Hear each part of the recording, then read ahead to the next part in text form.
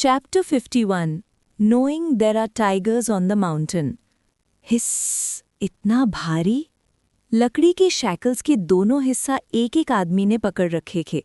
जैसे ही उन्होंने वेट महसूस किया, सबके चेहरे का रंग उड़ गया। हर हिस्सा कम से कम 40-50 जिन का लग रहा था। उसके बाद हाथ की हथकड़ी और पैरों के लोहे के जंजीर एक एक करके सब उतारी गईं। पहले पेट भर लो। वेटर लुई की हालत जानता था। उसने तुरंत किचन से शराब और गोश्त मंगवा दिया। पका हुआ beef, chicken legs, braced goose, fish soup, जो भी मिल सकता था सब आ गया। लुई ने कोई फॉर्मेलिटीज नहीं दिखाई, सीधा बैठ गया और दिल खोल के खाना शुरू कर दिया। सबके साथ जाम टकराएं, हंस बोल हुआ, माहौल काफी हल्का हो गया। बातों बातों में लुई को पता चला कि वेटर का नाम वैंग कैंग था, ताला तोड़ने वाला ल्यूसी, और उनके अलावा 4-5 और लोग थे जो इस जेल ब्रेक प्लान में शामिल थे। ब्रदर लू ने बहुत बड़ा काम किया है, हम सब दिल से आपकी इज्जत करते हैं। वैंग कैंग ने ग्लास उठाकर लुई को टोस्ट दिया। लुई ने तुरंत मना किया और एक गहरी सांस लेते हुए बोला, मैं कोई महान आदमी नहीं हूं, बस एक आम इंसान हूं, जो कुछ भी करता हूं सिर्फ जिंदा रहने के लिए। ल्यूसी गुस्से से बोला, वो बर्ड जैसा इंस्पेक्टर पब्लिक का काम पर्सनल फायदे के लिए यूज करता है, ऊपर से बड़ा ही ढोंगी।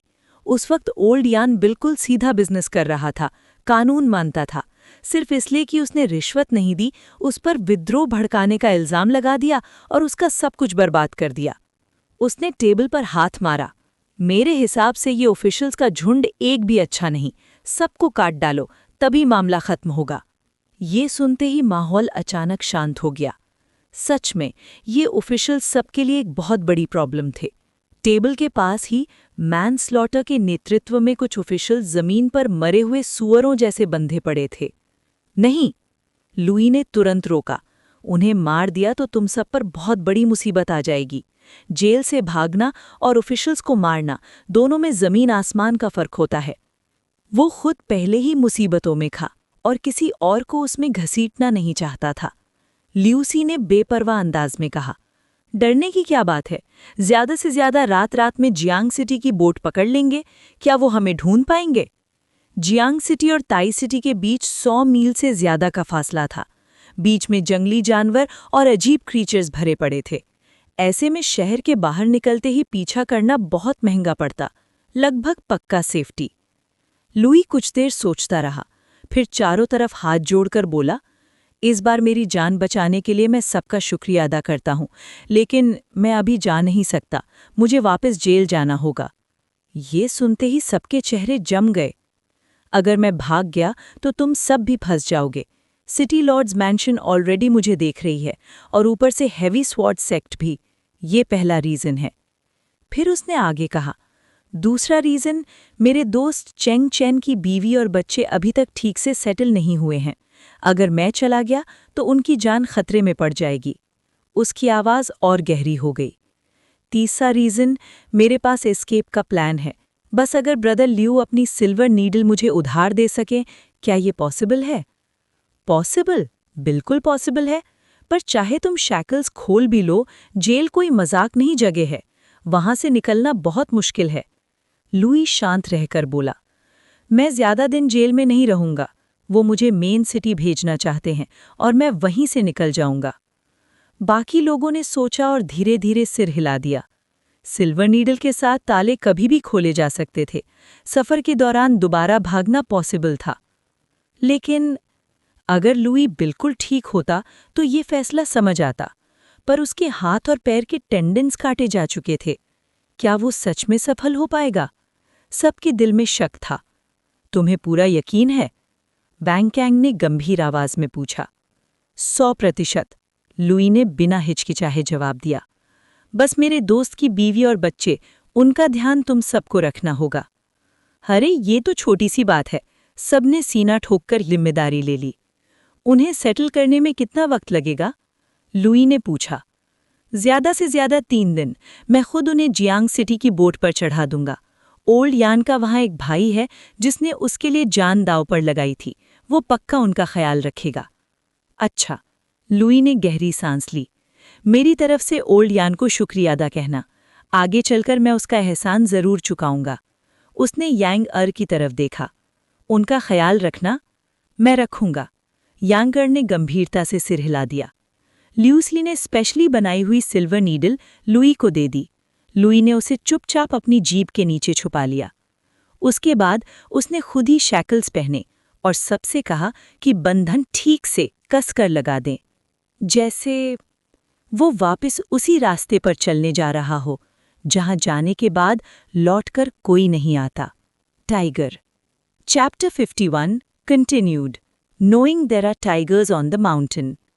फिर लुई चुपचाप बेंच पर बैठ गया, मैनस्लॉटर और उसके लोगों के होश में आने का इंतजार करते हुए। असल में उसका पहला प्लान ये था, या तो जेल में घुसने से पहले भाग जाना या फिर बाहर निकलते ही। मैनस्लॉटर और बाकी सब ये सोच रहे थे कि उसके हाथ पैर के टेंडन्स काट देने के बाद वो बिल्कुल बेकार हो चुका होगा। उन्हें क्या पता था, अपनी हालत को ठीक करना लुई के लिए बस एक ख्याल भर का काम था। अगर वो पूरी तरह से ठीक होता तो उसके पास 1000 जिन से ज्यादा ताकत होती। ऐसे में शैकल्स तोड़ना कोई मुश्किल बात नहीं थी।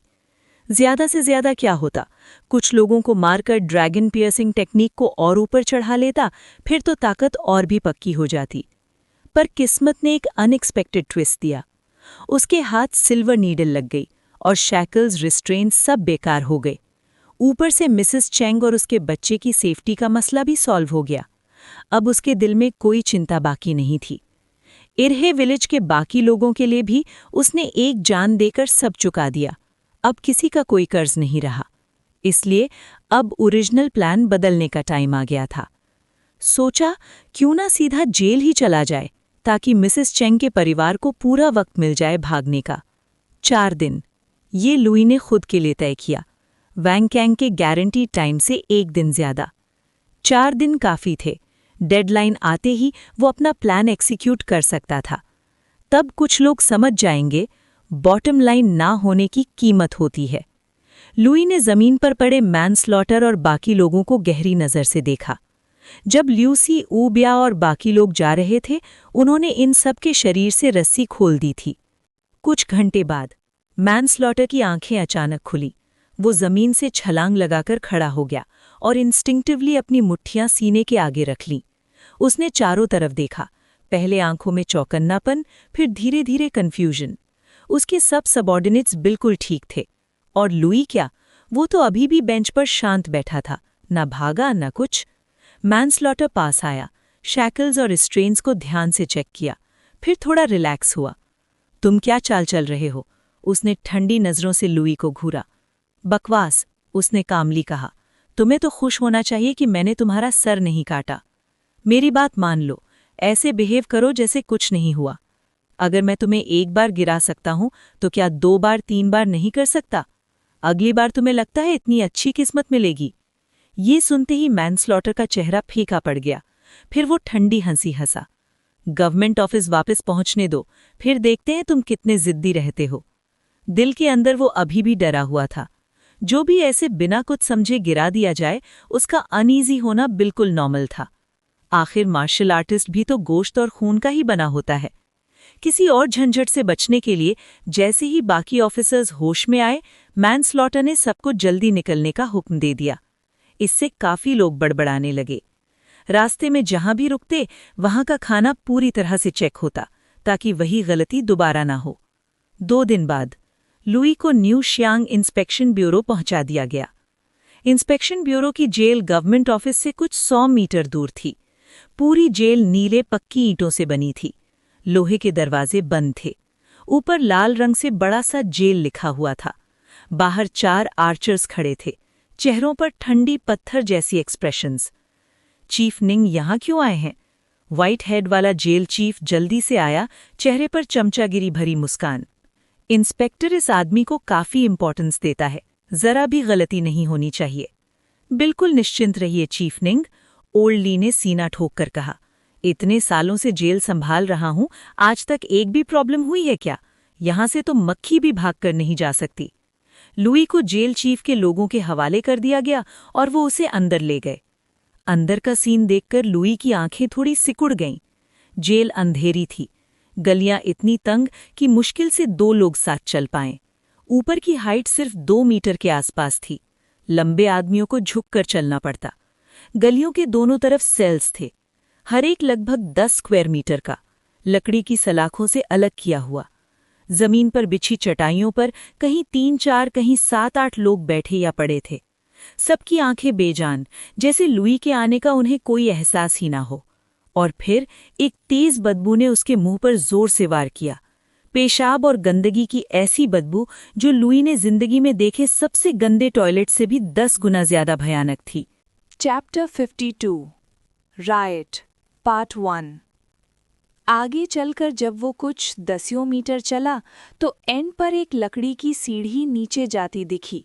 ये था डंजन का दूसरा लेवल। फर्स्ट लेवल के मुकाबले यहाँ का माहौल काफ़ी ज़्यादा ख़राब था। हवा बिल्कुल बंद सी थी, रोशनी नाम मात्र, सिर्फ इधर उधर लगे हुए तेल के चिराग ही थोड़ा सा उजाला दे रहे थे। हर एक सेल लगभग पूरे तरह ईंटों से बंद था।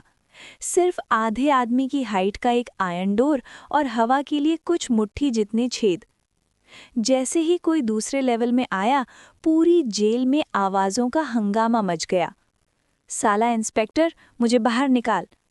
अगर जिंदा बाहर निकला ना तो तुझे और तेरी पूरी फैमिली को मार दूंगा।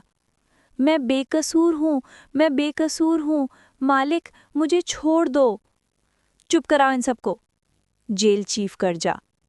उसकी हुक्म देते ही एक जेल गार्ड ने सूखी हुई मगवट यानी झाड़ी का गुच्छा उठाया और वेंटिलेशन होल्स के पास जला दिया। थोड़ी मात्रा में इसका धुआं ठीक होता है, लेकिन ज्यादा हो जाए तो बहुत चुभने वाला। कुछ ही पलों में हर सेल से खांसी और गिड़गिड़ाने की आवाज आने लगी।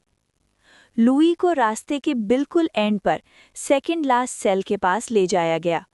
आयरन डोर खुला और उसे एक लात मारकर अंदर ढकेल दिया गया। बैंग! दरवाज़ा जोर से बंद हो गया। शैकल्स, चेन्स, ये सब बिल्कुल नहीं उतारे गए। मध्यम रोशनी में सेल के अंदर बिछी थोड़ी सी घास पर 5 लोग बैठे हुए दिखाई दिए। कपड़े फटे हुए, बाल उलझे हुए, चेहरे मिट्टी और गंदगी से भरे, इतना कि लुई की तेज नज़र भी उनकी एग्जैक्ट उम्र नहीं पहचान पाई। लुई के मुकाबले जो पूरी तरह इक्विप्ड था, ये लोग थोड़े हल्का बंधे थे, सिर्फ पैरों में जंजीर, हाथ खुले हुए। लगता है नया बंदा बड़ी धमाकेदार एंट्री के साथ आया है। अब यहाँ आ ही गया है तो रूल्स सीख ले। लॉर्ड हुआंग के एरिया में ट्रिब्यूट देना पड़ता है। लुई हंस पड़ा। उसे समझ आ गया जेल के गुंडे हर जमाने में होते हैं। ट्रिब्यूट कैसे देना होता है? लुई ने शांत आवाज में पूछा। घुटने टेक, कोटाओ कर, लॉर्ड बोल, फिर तू आधा अपना हो जाएगा। और अगर ट्रिब्यूट ना दूं तो सीधी बात है, हम खाएंगे तो मिट्टी खाएगा, हम बोलेंगे तो सुनेगा, हम सोएंगे तो खड़ा रहेगा। रूल्स बिल्कुल क्लियर थे। नहीं माना तो पांचों की दुश्मनी भरी नजर देखकर ही समझ आ रहा था। मार पक्की थी। अच्छा, लुई ने मुस्कुराते हुए कहा, रुको, अभी ट्रिब्यूट देता हूं। उसने आंखें बंद की, कुछ सांसें लीं। जब आंखें खोलीं तो उनमें अलग ही चमक थी। वो लॉर्ड हुआंग के पास गया, एक हाथ के फासले पर रुककर झुकने लगा। अचानक वो रुका और भौहें सिकोड़ लीं। ये लकड़ी का शैकल बहुत भारी है, झुकना मुश्किल हो रहा है। इसकी मदद करो, लॉर्ड हुआंग ने अपनी राइट वाले को हुक्म दिया। वो आदमी उठकर आया, मन ही मन चिढ़ते हुए। उसने लुई के शैकल को पकड़ा और जोर से नीचे दबाया। नीचे बैठ। आह! पर अगले ही पल भारी लकड़ी का शैकल थोड़ा सा सरक गया। वो आदमी बैलेंस खो बैठा और मुंह के बल गिर पड़ा, बिल्कुल जोकर की तरह। बेकार, लॉर्ड हुआंग ने गुस्से से कहा। उसे जरा भी शक नहीं हुआ। आखिर इतने भारी शैकल्स के साथ कोई ट्रिक कर पाना नामुमकिन ही लगता था। तू जा, लॉर्ड हुआंग ने लेफ्ट वाले को इशारा किया। ये पहले वाले से भी ज्यादा बदतमीज निकला। आते ही उसने लुई के सर पर जोर से थप्पड़ जड़ दिया। हाँ? लुई की भौहें अचानक उठ गईं। उसकी कमर एक झटके से घूमी और उसके कंधे पर पड़ा लकड़ी का शैकल 180 डिग्री घूम गया। उसका कोना सीधा उस आदमी के सर पर जा लगा। Bang! Chapter 52 riot part 1 continued. वो आदमी लकड़ी के शैकल से लगते ही धड़ाम से जमीन पर गिर पड़ा, बिल्कुल मरे हुए कुत्ते की तरह बेहोश। साला, ये लड़का चालबाजी कर रहा है। लॉर्ड हुआंग गुस्से से भड़क उठा और बाकी के 3 लोगों के साथ लुई पर टूट पड़ा। उन्होंने सोचा शैकल्स की वजह से लुई की मूवमेंट लिमिटेड होगी, पर उन्होंने ये नहीं समझा लंगड़ा बाघ भी आसान शिकार नहीं होता, चाहे उसके सामने गंदे कुत्ते ही क्यों ना हो। अभी अभी लुई ने एट्रीब्यूट पैनल के जरिए अपनी चोट ठीक कर ली थी। उसकी बेसिक बॉक्सिंग टेक्निक पहले ही प्रोफिशिएंट लेवल पर पहुंच गई थी और उसकी फुटवर्क भी नेचुरली काफ़ी मजबूत थी। आयरन चेन्स के बावजूद वो तंग सी जगह में भी आराम से हिलडुल रहा था। वो भारी लकड़ी का शैकल अब एक जानलेवा हथियार बन चुका था, जिस पर लगता या तो हड्डियां टूट जाती या सीधा होश गुम। 10 सांसों के अंदर बाकी के चारों भी जमीन पर पड़े कराह रहे थे। मंजर इतना दर्दनाक था कि देखकर दिल कांप जाए। हम 6 लोग हैं और तू अकेला, लॉर्ड हुआंग फिर भी अकड़ दिखाता रहा। देखते हैं तू सोने की हिम्मत करता है या नहीं। आह! अगले ही सेकंड उसकी चीख निकल गई।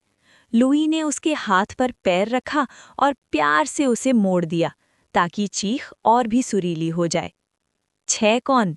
लुई ने नीचे पड़े 5 लोगों को देखा। मरना है क्या? एक बेहोश था। बाकी चारों ने तेज तेज सर हिला दिया। एलिजेंस दिखाना क्या होता है समझते हो? लुई ने ठंडी मुस्कान के साथ कहा। तुम चारों इस पर पेशाब करो ताकि इससे हकीकत याद रहे। हिम्मत कैसे हुई? लॉर्ड हुआंग गुस्से से दहाड़ा। जब कोई तुरंत आगे नहीं बढ़ा, लुई की आवाज सख्त हो गई। जो नहीं करेगा उसके हाथ तोड़ दूंगा। लुई के खौफ के नीचे चारों लड़खड़ाते हुए खड़े हुए। एक ने तो जल्दी जल्दी बेल्ट खोलनी भी शुरू कर दी। साला! लॉर्ड हुआंग ये देखकर लगभग बेहोश हो गया, गुस्से से। तभी पास वाले सेल से, जो रास्ते के बिल्कुल एंड पर था, एक आवाज आई। भाई, पहली गलतियों के लिए माफी दे दो, हुआंग ली को छोड़ दो। आवाज से लग रहा था कि बोलने वाला कोई 30-40 साल का मजबूत आदमी था। ऐसी आवाज जेल में काफी कीमती होती है। लुई रुका, उसकी क्यूरियोसिटी जाग गई। तू कौन है? मैं जू दारुई हूँ, सनसेट माउंटेन का 3rd लीडर। अच्छा, तो फिर बताओ 3rd लीडर, इसको मुझे छेड़ना ठीक था, पर मैं इसको छेड़ूं तो गलत क्यों? दूसरी तरफ कुछ पल की खामोशी छा गई। फिर आवाज आई। उसने मेरी जान बचाई थी। अगर तुम उसे छोड़ दोगे तो मैं तुम पर बहुत बड़ा एहसान मानूंगा और पूरी तरह चुकाऊंगा। मुझे जेल से भाग निकलने में मदद कर सकता है? लुई ने सीधा सवाल किया। अचानक उधर पूरी खामोशी। अगर भागने में मदद नहीं कर सकते तो फिर चाहे तुम बादशाह ही क्यों ना हो, कोई मतलब नहीं, लुई ने ठंडे स्वर में कहा। हम सब इस डंजन में फंसे हैं, कल का कोई भरोसा नहीं, फिर ये बड़ा एहसान किस काम का? उसने चारों आदमियों की तरफ देखा। रुके क्यों हो, आगे बढ़ो। चारों ने एक दूसरे को देखा। एक ने फिर से बेल्ट खोलनी शुरू कर दी। 3rd लीडर, बचाओ! लॉर्ड हुआंग चीख पड़ा। इस तरह जलील होना ये मौत से कम नहीं।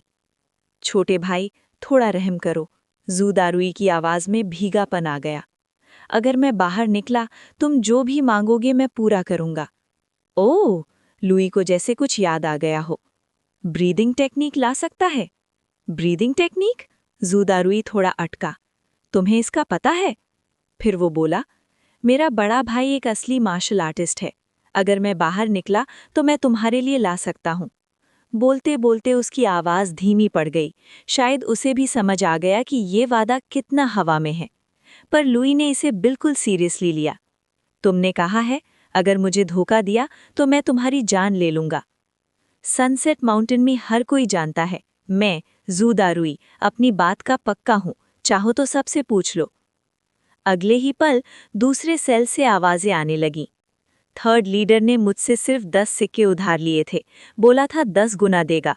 2 महीने बाद उसने 120 सिक्के वापस किए। उसकी महबूबा मर गई थी। 3rd लीडर ने जिंदगी भर शादी ना करने की कसम खाई और आज तक किसी और औरत को हाथ भी नहीं लगाया। 3rd लीडर अपनी बात का पक्का है। उसने एक बार बोला था कि एक घटिया ऑफिशियल के पूरे खानदान को खत्म करेगा और उसने सच में एक भी जिंदा नहीं छोड़ा। ये सब सुनकर लुई की भौहें हल्की सी फड़कीं। लगता था ये थर्ड लीडर वाकई कोई अलग ही किरदार था। Chapter 53 uprising part 2। लू यी ने लॉर्ड हुआंग हुआंग ले का हाथ छोड़ दिया और ठंडी आवाज में चेतावनी दी, जाकर कोने में बैठ जा। अगर कोई चालबाजी करता हुआ दिखा तो मैं तुम्हारी 3 टांगे तोड़ दूंगा। हुआंग लेई ने तुरंत हाँ में सिर हिला दिया, पर दिल ही दिल में सोचता हा, मेरी तो 2 ही टांगे हैं, तीसरी कहाँ से लाऊं। अपने 6 सेलमेट्स को अच्छी तरह डराने के बाद लू यी बेफिक्र अंदाज में घास की चटाई पर बैठ गया। बाकी लोग कोने में बिल्कुल डरी हुई बहुओं की तरह सिमट गए, जैसे जरा सी हरकत भी लू यी का गुस्सा भड़का देगी। थोड़ा बोर होकर लू यी ने बातचीत शुरू की। तुम सब सनसेट माउंटेन के बैंडिट हो? जी लॉर्ड, एक आदमी ने धीरे से कहा। हम असली में बैंडिट नहीं हैं, मजबूरी में पहाड़ पर चढ़ना पड़ा, वरना जिंदा रहना मुश्किल था। सनसेट माउंटेन का नाम तो काफी बदनाम है। 2 साल से तुम लोगों के बारे में सुन रहा हूं। सरकार ने तुम्हें इतने सालों तक खुला क्यों छोड़ रखा? लॉर्ड, उस आदमी ने जवाब दिया, सरकार की दबिश कभी रुकी नहीं, पर हमारा बॉस एक 2 ब्लड वॉरियर है। ऊपर से सनसेट माउंटेन डिफेंड करना आसान, अटैक करना मुश्किल, इसीलिए हम अब तक टिक पाए हैं। उसकी आवाज में थोड़ी गर्व झलक रही थी। 2 ब्लड वॉरियर? लू यी ने भौएं उठाईं। ये 2 ब्लड होता क्या है? मार्शल आर्टिस्ट्स की दुनिया लू यी जैसे गांव के लड़के के लिए हमेशा से एक रहस्य रही थी। उसे बस इतना पता था कि उनकी बहुत इज्जत होती है, पर सिस्टम लेवल्स कुछ भी नहीं जानता था। लगता था जैसे ऊपर वाले लोग जानबूझकर ये जानकारी आम लोगों से छुपा रहे हो। वो बैंडिट बस ऊपर ऊपर की बात जानता था, डिटेल में जाते ही हकलाने लगा। तब पास वाले सेल से एक आवाज आई, मैं थोड़ा जानता हूँ। ये आवाज थी थर्ड लीडर झू दरुई की। आम लोग जब मार्शल आर्ट्स सीखते हैं तो उनके शरीर में ब्लड की जमा होती है। जब मांसपेशियां एक हद तक मजबूत हो जाती हैं तो वो क्षुवन गेट तोड़ देते हैं। उसके बाद की और ब्लड जमकर एक सॉलिड मास बनाता है, जिसे सीक्रेट ब्लड कहते हैं। इसी पल से आदमी एक मार्शल आर्टिस्ट बन जाता है। सीक्रेट ब्लड होने की वजह से मार्शल आर्टिस्ट्स अक्सर एक दूसरे को महसूस कर सकते हैं, अंदाजा लगा लेते हैं कि सामने वाला किस लेवल का है। ये सुनकर लू यी को एक पुरानी एम्बुश याद आ गई। अब उसे समझ आ गया कि वो मार्शल आर्टिस्ट्स इतने श्योर क्यों थे कि वो उनमें से एक नहीं था।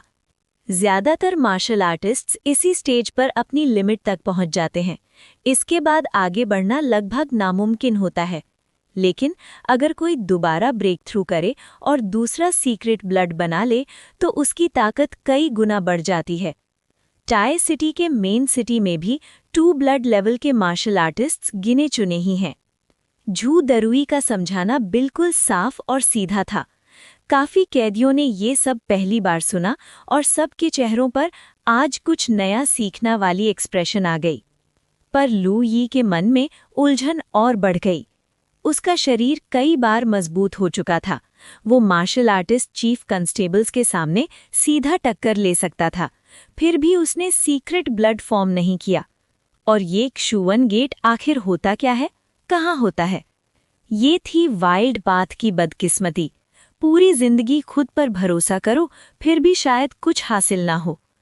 एट्रीब्यूट पैनल चाहे कितना ही ताकतवर हो, वो सिर्फ जो पहले से है उसी को बढ़ा सकता है, कुछ नया पैदा नहीं कर सकता। ये सोचकर लू यी के दिल में ब्रीदिंग टेक्निक के लिए एक और भी तेज लालच पैदा हुई। उसका मन उसी सोच में डूबता चला गया। कब रात हो गई पता ही नहीं चला। बॉडी क्लॉक ने उसे आराम करने का इशारा दिया, पर लू यी लेटा नहीं, वो दीवार से टिककर बैठ गया, लकड़ी के शैकल्स को नेक सपोर्ट की तरह यूज करते हुए। वो आसानी से किसी पर भरोसा नहीं करता था। इस छोटी सी कोठरी में वो बिल्कुल भी केयरलेस नहीं होना चाहता था। लॉर्ड हुआंग और उसके लोग इतने डरे हुए थे कि कोई शोर शराबा करने की हिम्मत ही नहीं हुई। पूरा डंजन जल्दी ही खर्राटों और चूहों की सरसराहट से भर गया। गंदगी, पेशाब, पैरों की बदबू और सड़ते मांस की मिलीजुली बदबू के बीच लू यी ने आंखें बंद की, पर नींद गहरी नहीं आई। वो रात में कई बार जागता रहा। उठो, सब उठो। सुबह एक जेल गार्ड खाना देने आया और सबको जगा दिया। कैदियों का खाना था। छोटी लकड़ी की कटोरी में मॉल्टेड ब्रेड, जिसमें भूसा भरा हुआ, टेस्ट बिल्कुल खराब, साथ में थोड़ा सा बिना धुला मूली। सबसे बड़ी दिक्कत क्वांटिटी, बस इतना कि भूख से मरे नहीं, पर पेट भरना तो दूर की बात। तू बाहर आ। लू ही खाना शुरू भी नहीं कर पाया था कि गार्ड ने उसे अलग बुला लिया। बाहर का कॉरिडोर बहुत तंग था और हर तरफ मशाल पकड़े लोग खड़े थे। अंधेरा पूरी तरह रोशन हो गया।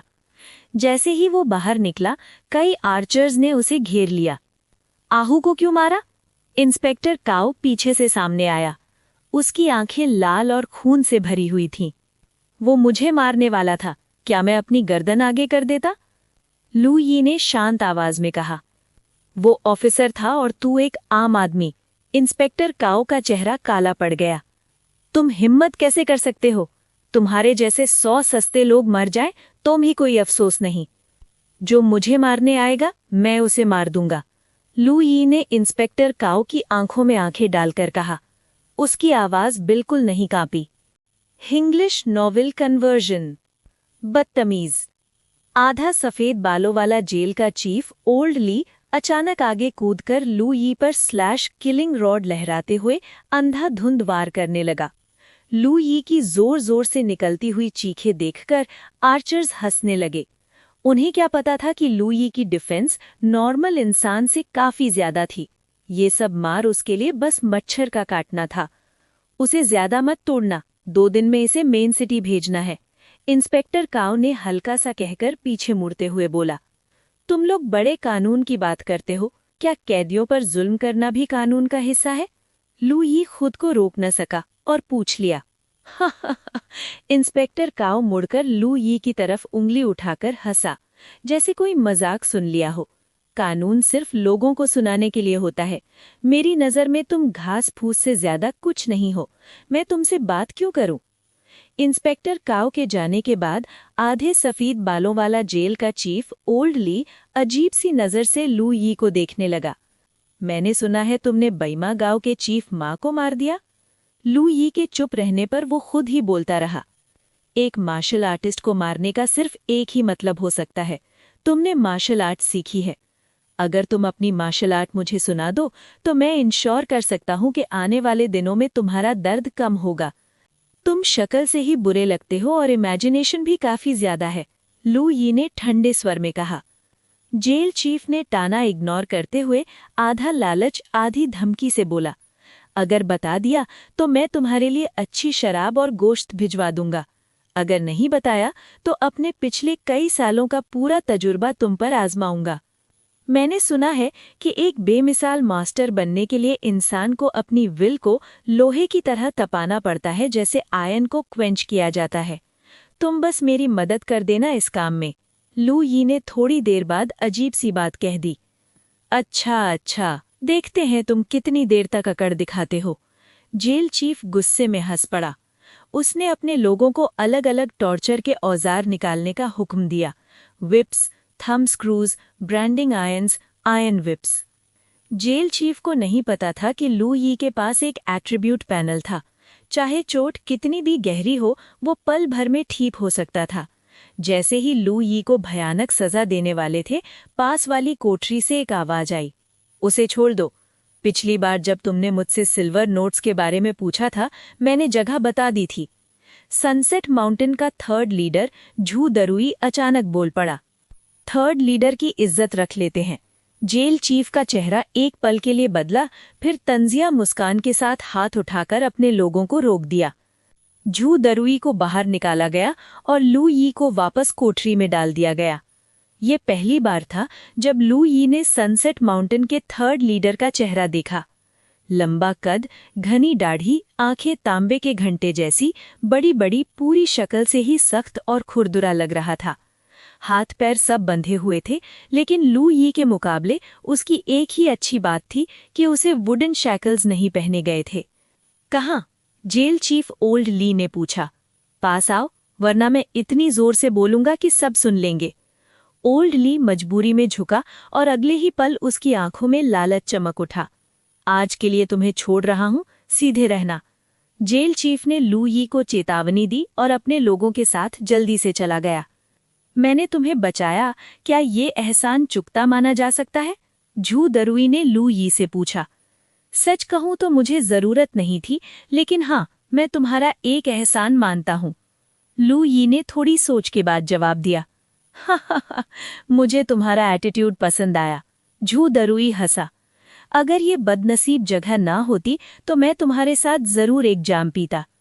शायद फ्यूचर में मौका मिले। लू यी की बात सुनकर झू दरुई ने बेबसी मुस्कान के साथ सिर हिला दिया। साफ था कि उसे कोई उम्मीद नहीं थी। चाहे जेल चीफ सिल्वर नोट्स ढूंढने में व्यस्त था या नहीं, उस रात लू यी को तंग नहीं किया गया। एक और रात गुजर गई। अगली सुबह इधर उधर से आती कदमों की आवाजों से सब जग गए। हरामी, मुझे धोखा देने की हिम्मत कैसे हुई? जेल चीफ की गुस्से भरी आवाज गूंजी। उन दोनों को बाहर लाओ। वो लू यी और झू दरुई की बात कर रहा था। थप्पड़। जेल चीफ ने आगे बढ़कर झू दरुई को जोर से थप्पड़ मारा। झूठी जगह बताकर मुझे बेवकूफ बनाता है। नामुमकिन, झू दरुई गुस्से में चिल्लाया। जो जगह मैंने बताई वो बिल्कुल असली थी। वहां कम से कम 100 लियांग होने चाहिए। लेकिन हाथ पैर बंधे होने और 3-4 गार्ड्स के दबाए होने की वजह से वो कुछ नहीं कर सका। गार्ड्स की आंखों में मजाक भरी चमक थी। ये देखकर लू यी समझ गया कि सामने वाला अपनी बात से मुकर जाना चाहता था और उसकी मॉरल लिमिट काफी नीचे थी। फिर जेल चीफ लालची नजर से लू यी को देखने लगा। अपना सीक्रेट मैनुअल सुना दे, वरना मैं दिखाऊंगा कि बिना उम्मीद के जीना और बिना चैन के मरना क्या होता है। ये चौथा दिन है। अचानक लू यी के मुंह से ये जुमला निकल गया। क्या? जेल चीफ हैरान रह गया। अगला ही पल क्लैंग, लू यी के हाथों के शैकल्स जमीन पर गिर गए। बैंग, वुडन शैकल्स टूट गए और लू यी का ऊपर का जिस्म पूरी तरह आजाद हो गया। फिर उसने शांति से एक चांदी की सुई मुंह से थूकी और हाथ में पकड़ ली। नीचे झुककर वो अपने पैरों के शैकल्स खोलने ही वाला था। जल्दी इसे पकड़ लो, जेल चीफ घबराकर चिल्लाया। पास खड़े कई आर्चर्स ने स्विश की आवाज के साथ अपनी तलवारें खींच लीं और लुई की तरफ बढ़ने लगे। उसे पैरों के शैकल्स खोलने का जरा भी मौका देना नहीं चाहते थे। आ जाओ, लुई जोर से हंसा। लगभग 50-60 किलो वजन वाला आधा वुडन शैकल उठाया और सबसे पास खड़े आर्चर पर पूरी ताकत से दे मारा। वो आदमी घबराकर अपनी तलवार उठाकर रोकने की कोशिश करता है, लेकिन उसे महसूस हुआ जैसे पहाड़ उस पर गिर पड़ा हो। बैंग! उसकी खोपड़ी फट गई, आंखें उलट गईं और वो जमीन पर गिर पड़ा। सांस लेने से ज्यादा छोड़ रहा था। बाकी सब आदमी इंस्टिंक्टिवली रुक गए। उनकी आंखों में साफ साफ खौफ झलक रहा था। इसी मौके का फायदा उठाते हुए लुई ने जमीन पर गिरी हुई तलवार उठाई और सीधा अपने पैरों के शैकल्स पर तेज वार किया। Clang clang clang. पल भर में लुई ने 5 लगातार वार किए और शैकल्स 2 टुकड़ों में कट गए।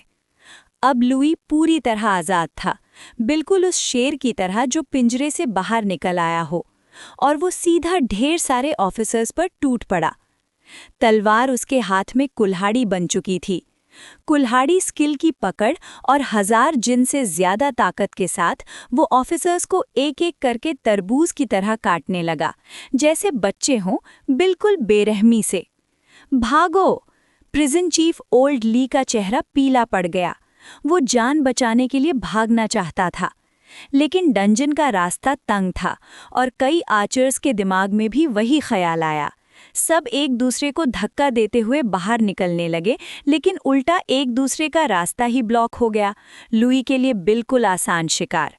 लुई ने बिल्कुल रहम नहीं दिखाया, हाथ उठाया और ब्लेड गिरा दी।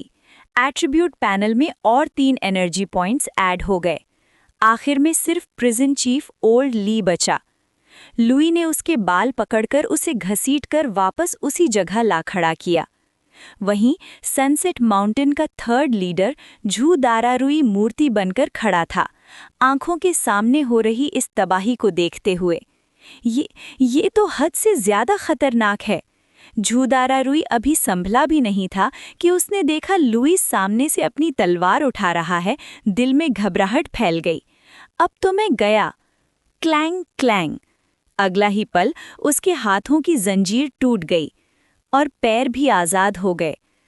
अब मुझ पर तेरा कर्ज चढ़ गया है। लुई ने उसे एक नज़र देखा, फिर तलवार प्रिजन चीफ की गर्दन पर टिका दी।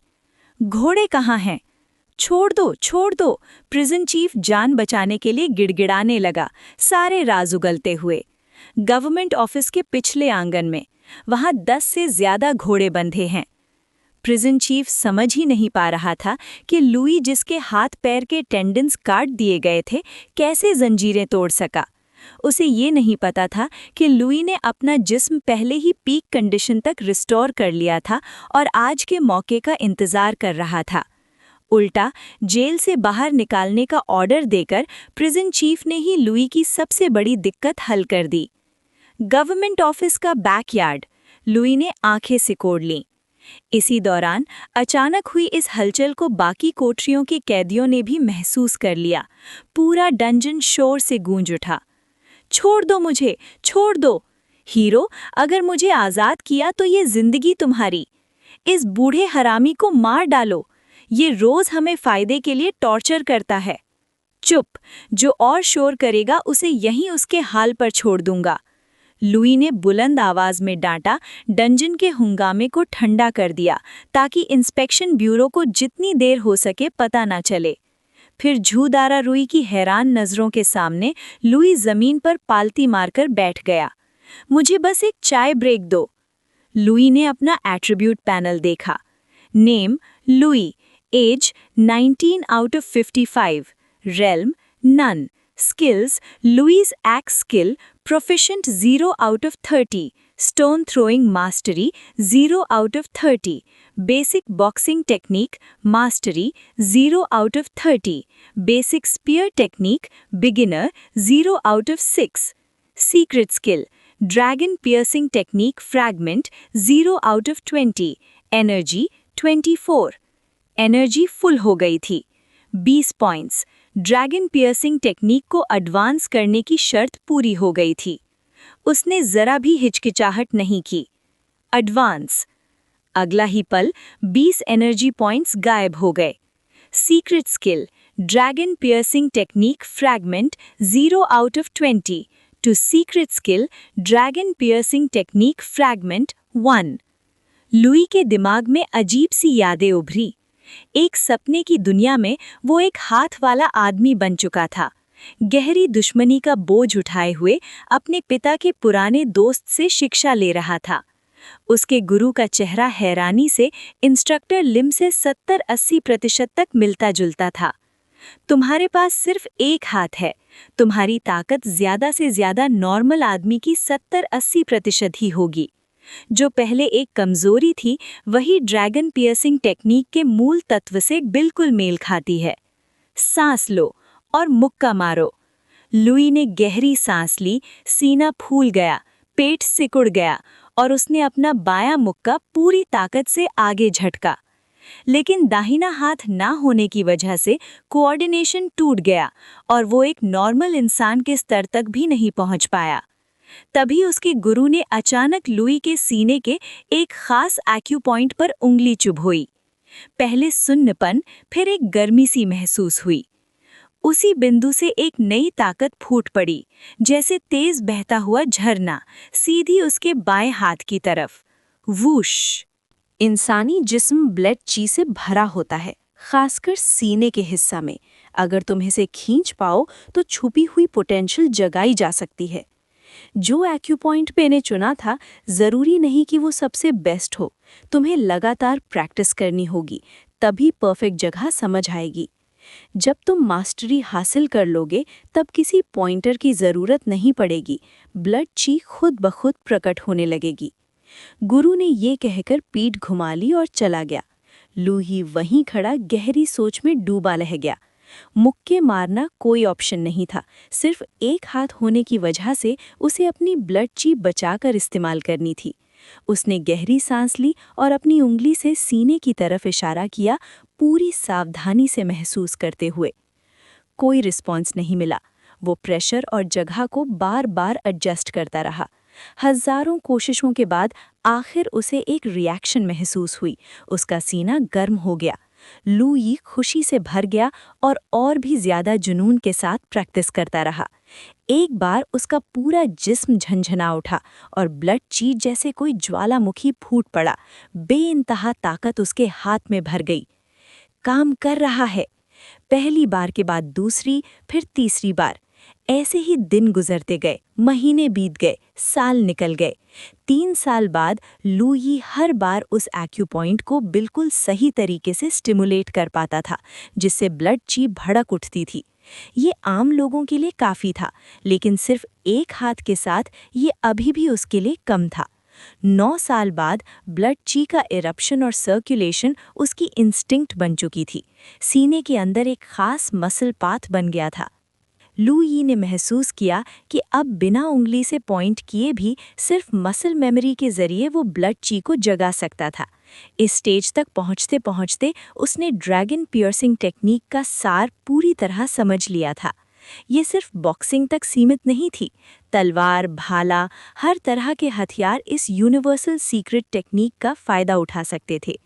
10 साल बाद लूई ने खुलेआम चैलेंज किया वैंग ची को, 100 मील के दायरे में सबसे मशहूर तलवारबाज, और वही दुश्मन जिसने कभी उसका दाहिना हाथ काट दिया था, सिर्फ एक साधारण सी तलवार हाथ में पकड़कर। लोगों की हंसी, हैरानी और दया भरी नज़रों के बीच सिर्फ एक हाथ से तलवार चलाते हुए 10वें राउंड में लूई ने ड्रैगन पियर्सिंग टेक्निक चला दी। उसकी ताकत कई गुना बढ़ गई और बिना तैयार वैंग ची को सीधा 2 हिस्सों में काट दिया। पूरा मार्शल वर्ल्ड हिल गया। यादें वहीं बार अचानक खत्म हो गई। हकीकत में लूई ने महसूस किया कि एक भयंकर एनर्जी का सैलाब उसके जिस्म में भर गया था, जो धीरे धीरे उसके हर हड्डी और नस में घूम रहा था। बायां पैर, पेट, दाहिना बाजू, सीना, बायां बाजू, दाहिना पैर, एक फिक्स्ड रास्ते पर लगातार चक्कर लगाते हुए और रफ्तार धीरे धीरे बढ़ती गई।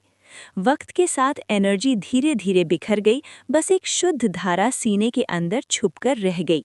लेकिन वो रास्ता लूई के दिमाग में गहरा छप गया, बिल्कुल एक नेचुरल इंस्टिंक्ट की तरह।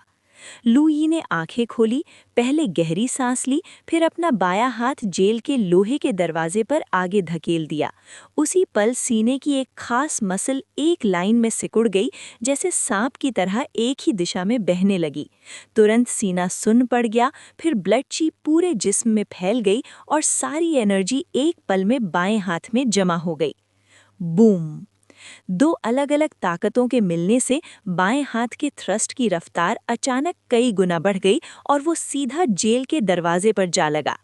बैंग! आयन स्किन से ढका हुआ जेल का दरवाजा जोर से कांप उठा और ऊपर से धूल वुश करके गिरने लगी। दरवाजे पर एक साफ हाथ का निशान उभर आया, जैसे लोहे पर दाग दिया गया हो। ये ताकत! लूई ने आंखें सिकोड़ लीं, इस मूव की शक्ति देखकर खुद हैरान रह गया।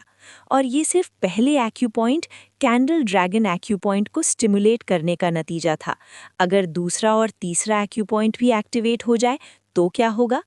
अफसोस, सीक्रेट मैनुअल अधूरा था और एट्रीब्यूट पैनल के पास फिलहाल जबरदस्ती एनहांसमेंट का ऑप्शन नहीं था। लेकिन अभी के लिए ये काफ़ी था। लूई को पूरा यकीन हो गया था कि अब वो मार्शल आर्टिस्ट्स का सीधा सामना कर सकता है। सब कुछ छोड़ दो, लूई ने सनसेट माउंटेन के 3rd लीडर झू दाररोई को हुक्म दिया। झू दाररोई अभी भी थोड़ी देर पहले देखी गई लूई की पाम अटैक की शक्ति में डूबा हुआ था। वो समझ ही नहीं पा रहा था कि सामने वाला आदमी बस कुछ पलों में इतना ज्यादा पावरफुल कैसे हो गया। उसे हमेशा लगता था कि लड़ाई के बीच सडन ब्रेक थ्रू सिर्फ कहानियों में होता है। ठीक है, झू दाररोई डिसाइसिव आदमी था। उसने प्रिजन चीफ के पास से चाबियां तलाशी। मुझे छोड़ दो, हमें आज़ाद करो, भाइयों, आज से ये जिल्लत भरी जिंदगी खत्म। डंजन फिर से उबल पड़ा और ऊपर के फ्लोर तक असर पड़ने लगा। कभी चाबी के तालों में घुसने की आवाज़, कभी तलवारों से जंजीर कटने की क्लैंग। पूरी जेल एक अजीब हलचल से भर गई। पल भर में दोनों फ्लोर्स के लगभग 40-50 कैदियों को आज़ाद कर दिया गया। हर कोई बिखरा हुआ, गंदे कपड़ों में, बदबू छोड़ता हुआ, जैसे सीधा नर्क से निकला हो। कुछ लोग तो इतने भयंकर दिख रहे थे, झूदार रोई से भी कम नहीं। पक्का जेल जाने से पहले बड़े खतरनाक किरदार रहे होंगे। भाई, तुम तो मेरे लिए दोबारा जन्म देने वाले माँ बाप जैसे हो। आज से मेरी जिंदगी तुम्हारी, ल्यू युआन कसम खाता हूँ। सबकी नज़र लू यी पर थी। शुक्र, डर, जोश और कई तरह के जज्बात उनकी आंखों में चमक रहे थे। मेरे साथ गवर्नमेंट ऑफिस चलो और घोड़े छीन लो, लू यी ने कठोर आवाज में कहा। एहसान का एहसान से बदला लो और नफरत का खून से। उपकारी के साथ चलो, हमला करो, कुत्तों जैसे अधिकारियों को मार दो, मुझे बदला चाहिए। हर किसी की आंखों में अब एक बेचैन, भड़कती हुई चमक थी। Chapter 55 overturn. सिंगसियांग प्रिजन सिर्फ 7 या 800 मीटर दूरी पे काउंटी गवर्नमेंट ऑफिस से। लोई लीड कर रहा था 40-50 प्रिजनर्स के साथ मेन रोड पे निकलते हुए फुल पावर से इंस्पेक्शन ब्यूरो की तरफ। रस्ते में जूदारुई वारिड होके बोला, ये मॉटली क्रू लेके चलना शायद इफेक्टिव ना हो, ये हमें ड्रैग करेंगे। लोई ने कामली रिप्लाई किया, छोड़ो, मेरे पास अपनी प्लानिंग है। जैसे ही वो इंस्पेक्शन ब्यूरो के करीब पहुंचे, लोई ने लाउडली शाउट किया, सनसेट माउंटेन आज बड़ा काम कर रहा है, जो इररेलेवेंट है सब डिस्पर्स हो जाओ। सनसेट माउंटेन बड़ा काम कर रहा है, सनसेट माउंटेन। बाकी प्रिजनर्स ट्रूथ जानते नहीं, बस अथॉरिटी को ट्रैम्पलिंग करने का थ्रिल फील करके खुशी से चिल्लाने लगे और लोई के साथ शाउट करने लगे। ऑनलुकर्स भी हैरान, अनसर्टन, जब तक लोई का डेक्लरेशन सुनते और फिर सरप्राइज हो गए। सनसेट माउंटेन के बैंडिट्स इतने डेयरिंग हैं, विलेज गवर्नमेंट ऑफिस में घुस गए। ये तो प्रिजन से एस्केप हुए लग रहे हैं। क्या ये जेल ब्रेक है? जूदारुई का स्पाइन थोड़ा चिल हो गया। लोई ने ब्लेम सनसेट माउंटेन पे डाल दिया, लेकिन सनसेट माउंटेन ऑलरेडी नोटोरियस है। अगर नाइट मिशन सक्सेसफुल हुआ तो रेप्यूटेशन और भी बूस्ट होगा, बेनिफिशियल ही होगा। सिंगसियांग इंस्पेक्शन ब्यूरो ने पहले ही कमोशन नोटिस कर लिया था। गेट पे आर्चर्स लाइंड अप थे, जैसे किसी ग्रेट एनिमी का सामना कर रहे हों। इंस्पेक्टर चाओ की आवाज़ दूर से सुनाई दी, तुम लोग रिबेलियन कर रहे हो क्या? लोई के लुक देख के जूदारुई ने चेस्ट पफ किया और बोला, हम तो गुड सिटीजन्स थे, तुम डॉग ऑफिशियल्स ने कैप्चर किया, टॉर्चर किया, साइन करवाया और पैसा वसूल किया। आज हम सिर्फ जस्टिस मांग रहे हैं। जस्टिस मांग रहे हैं, बाकी लोग एको करने लगे। कुछ बोल्ड प्रिजनर्स नहीं रुक पाए, क्रूड नाइव्स लेके गवर्नमेंट ऑफिस की तरफ चार्ज करने लगे। एरोज रिलीज करो। फिर डजन से ज्यादा एरोज गेट से स्विश करते हुए आए, इंस्टेंटली इन लोगों को कवर कर दिया, पॉक्यूपाइन बना दिया। उनकी ट्रैजिक फेट देख के लोई का ग्रुप अनसेटल हो गया, मोरल शेक हो गई। बस कचड़ा लोग हैं, देखो कैसे तोड़ता हूँ। मनस्लॉटर ने लाफ किया और गवर्नमेंट ऑफिस से निकला। Upper body bare, horrifying scars दिख रहे थे। Wolf fang club full spikes के साथ उठाया और प्रिजनर्स पे चार्ज किया। थम थम थम, जैसे बीस्ट पास हो रहा हो, डस्ट किक करते हुए। उसका क्लब डायरेक्टली एक अनलकी फेलो के हेड पे गिरा और चेस्ट कैविटी में सिंक हो गया। उसके पीछे मास्क्ड आयरन हैंड घोस्ट जैसे फॉलो कर रहा था। राइट हैंड के सिल्वर हुक्स डेंजरस लाइट में ग्लीम कर रहे थे। ये मनस्लॉटर है, और वो पॉइजन स्नेक जैसे आयरन हैंड। कुछ प्रिजनर्स याद कर रहे थे मनस्लॉटर और आयरन हैंड की ईयर्स लॉन्ग रेप्यूटेशन। फियर से फेस पेल हो गए। बहुत लोग सीक्रेटली रिट्रीट करने लगे, एस्केप का अपॉर्चुनिटी ढूंढते। मोरल लो होती देख के ग्रुप कोलैप्स होने वाला था। लोई ने ब्लैक क्लॉथ फेस पे लपेट लिया, स्टेप फॉरवर्ड किया और शाउट किया, क्या डॉग शिट मनस्लॉटर थर्ड बॉस, मैं मास्क्ड गेस्ट तुम्हारे लिए निकाल दूंगा।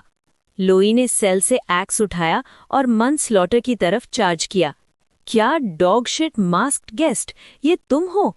मनस्लॉटर ने एंगेज किया लोई के साथ, पहचान लिया 2 मूव्स में। एक्सप्रेशन थोड़ा सीरियस हुआ। लास्ट टाइम वो किड ऑलमोस्ट ट्रैप में गया था। एन्चांटिंग हार्ट टेक्निक का ध्यान रखना, आयरन हैंड क्वाइटली रिमाइंड किया। दोनों ने लुई को सेंटर में सराउंड कर लिया। सिंगसियांग के 2 स्ट्रॉन्गेस्ट चीफ कांस्टेबल्स एक यंगस्टर पे। वुल्फ फैंग क्लब पावरफुल और हैवी, सिल्वर हुक्स डेंजरस और agile, combination doubled danger index. Louis जानता था अगर एंटैंगल्ड रहा, पीछे रैबल बिहाइंड डिस्पर्स हो जाएगा बाय अदर सोल्जर्स। स्टैमिना और एक्सपीरियंस के टर्म्स में वो लोग अपहिल फाइट के केपेबल हैं, एडवर्सिटी हैंडल नहीं कर सकते। और लास्ट टाइम स्प्लिटिंग माउंटेन का डेटरेंस इफेक्ट यूज हुआ था, अब उन्होंने प्रिपेयर किया, सक्सेस डिफिकल्ट होगा। तो break through with absolute strength, die. Louis ने एक्स वाइड ओपन स्विंग किया, मनस्लॉटर के चेस्ट पे डायगनली 45 डिग्री एंगल से स्लैश किया। Force exceeding 1000 pounds, axe air में टेयर कर रहा था नोटिसेबल साउंड के साथ। Screw you.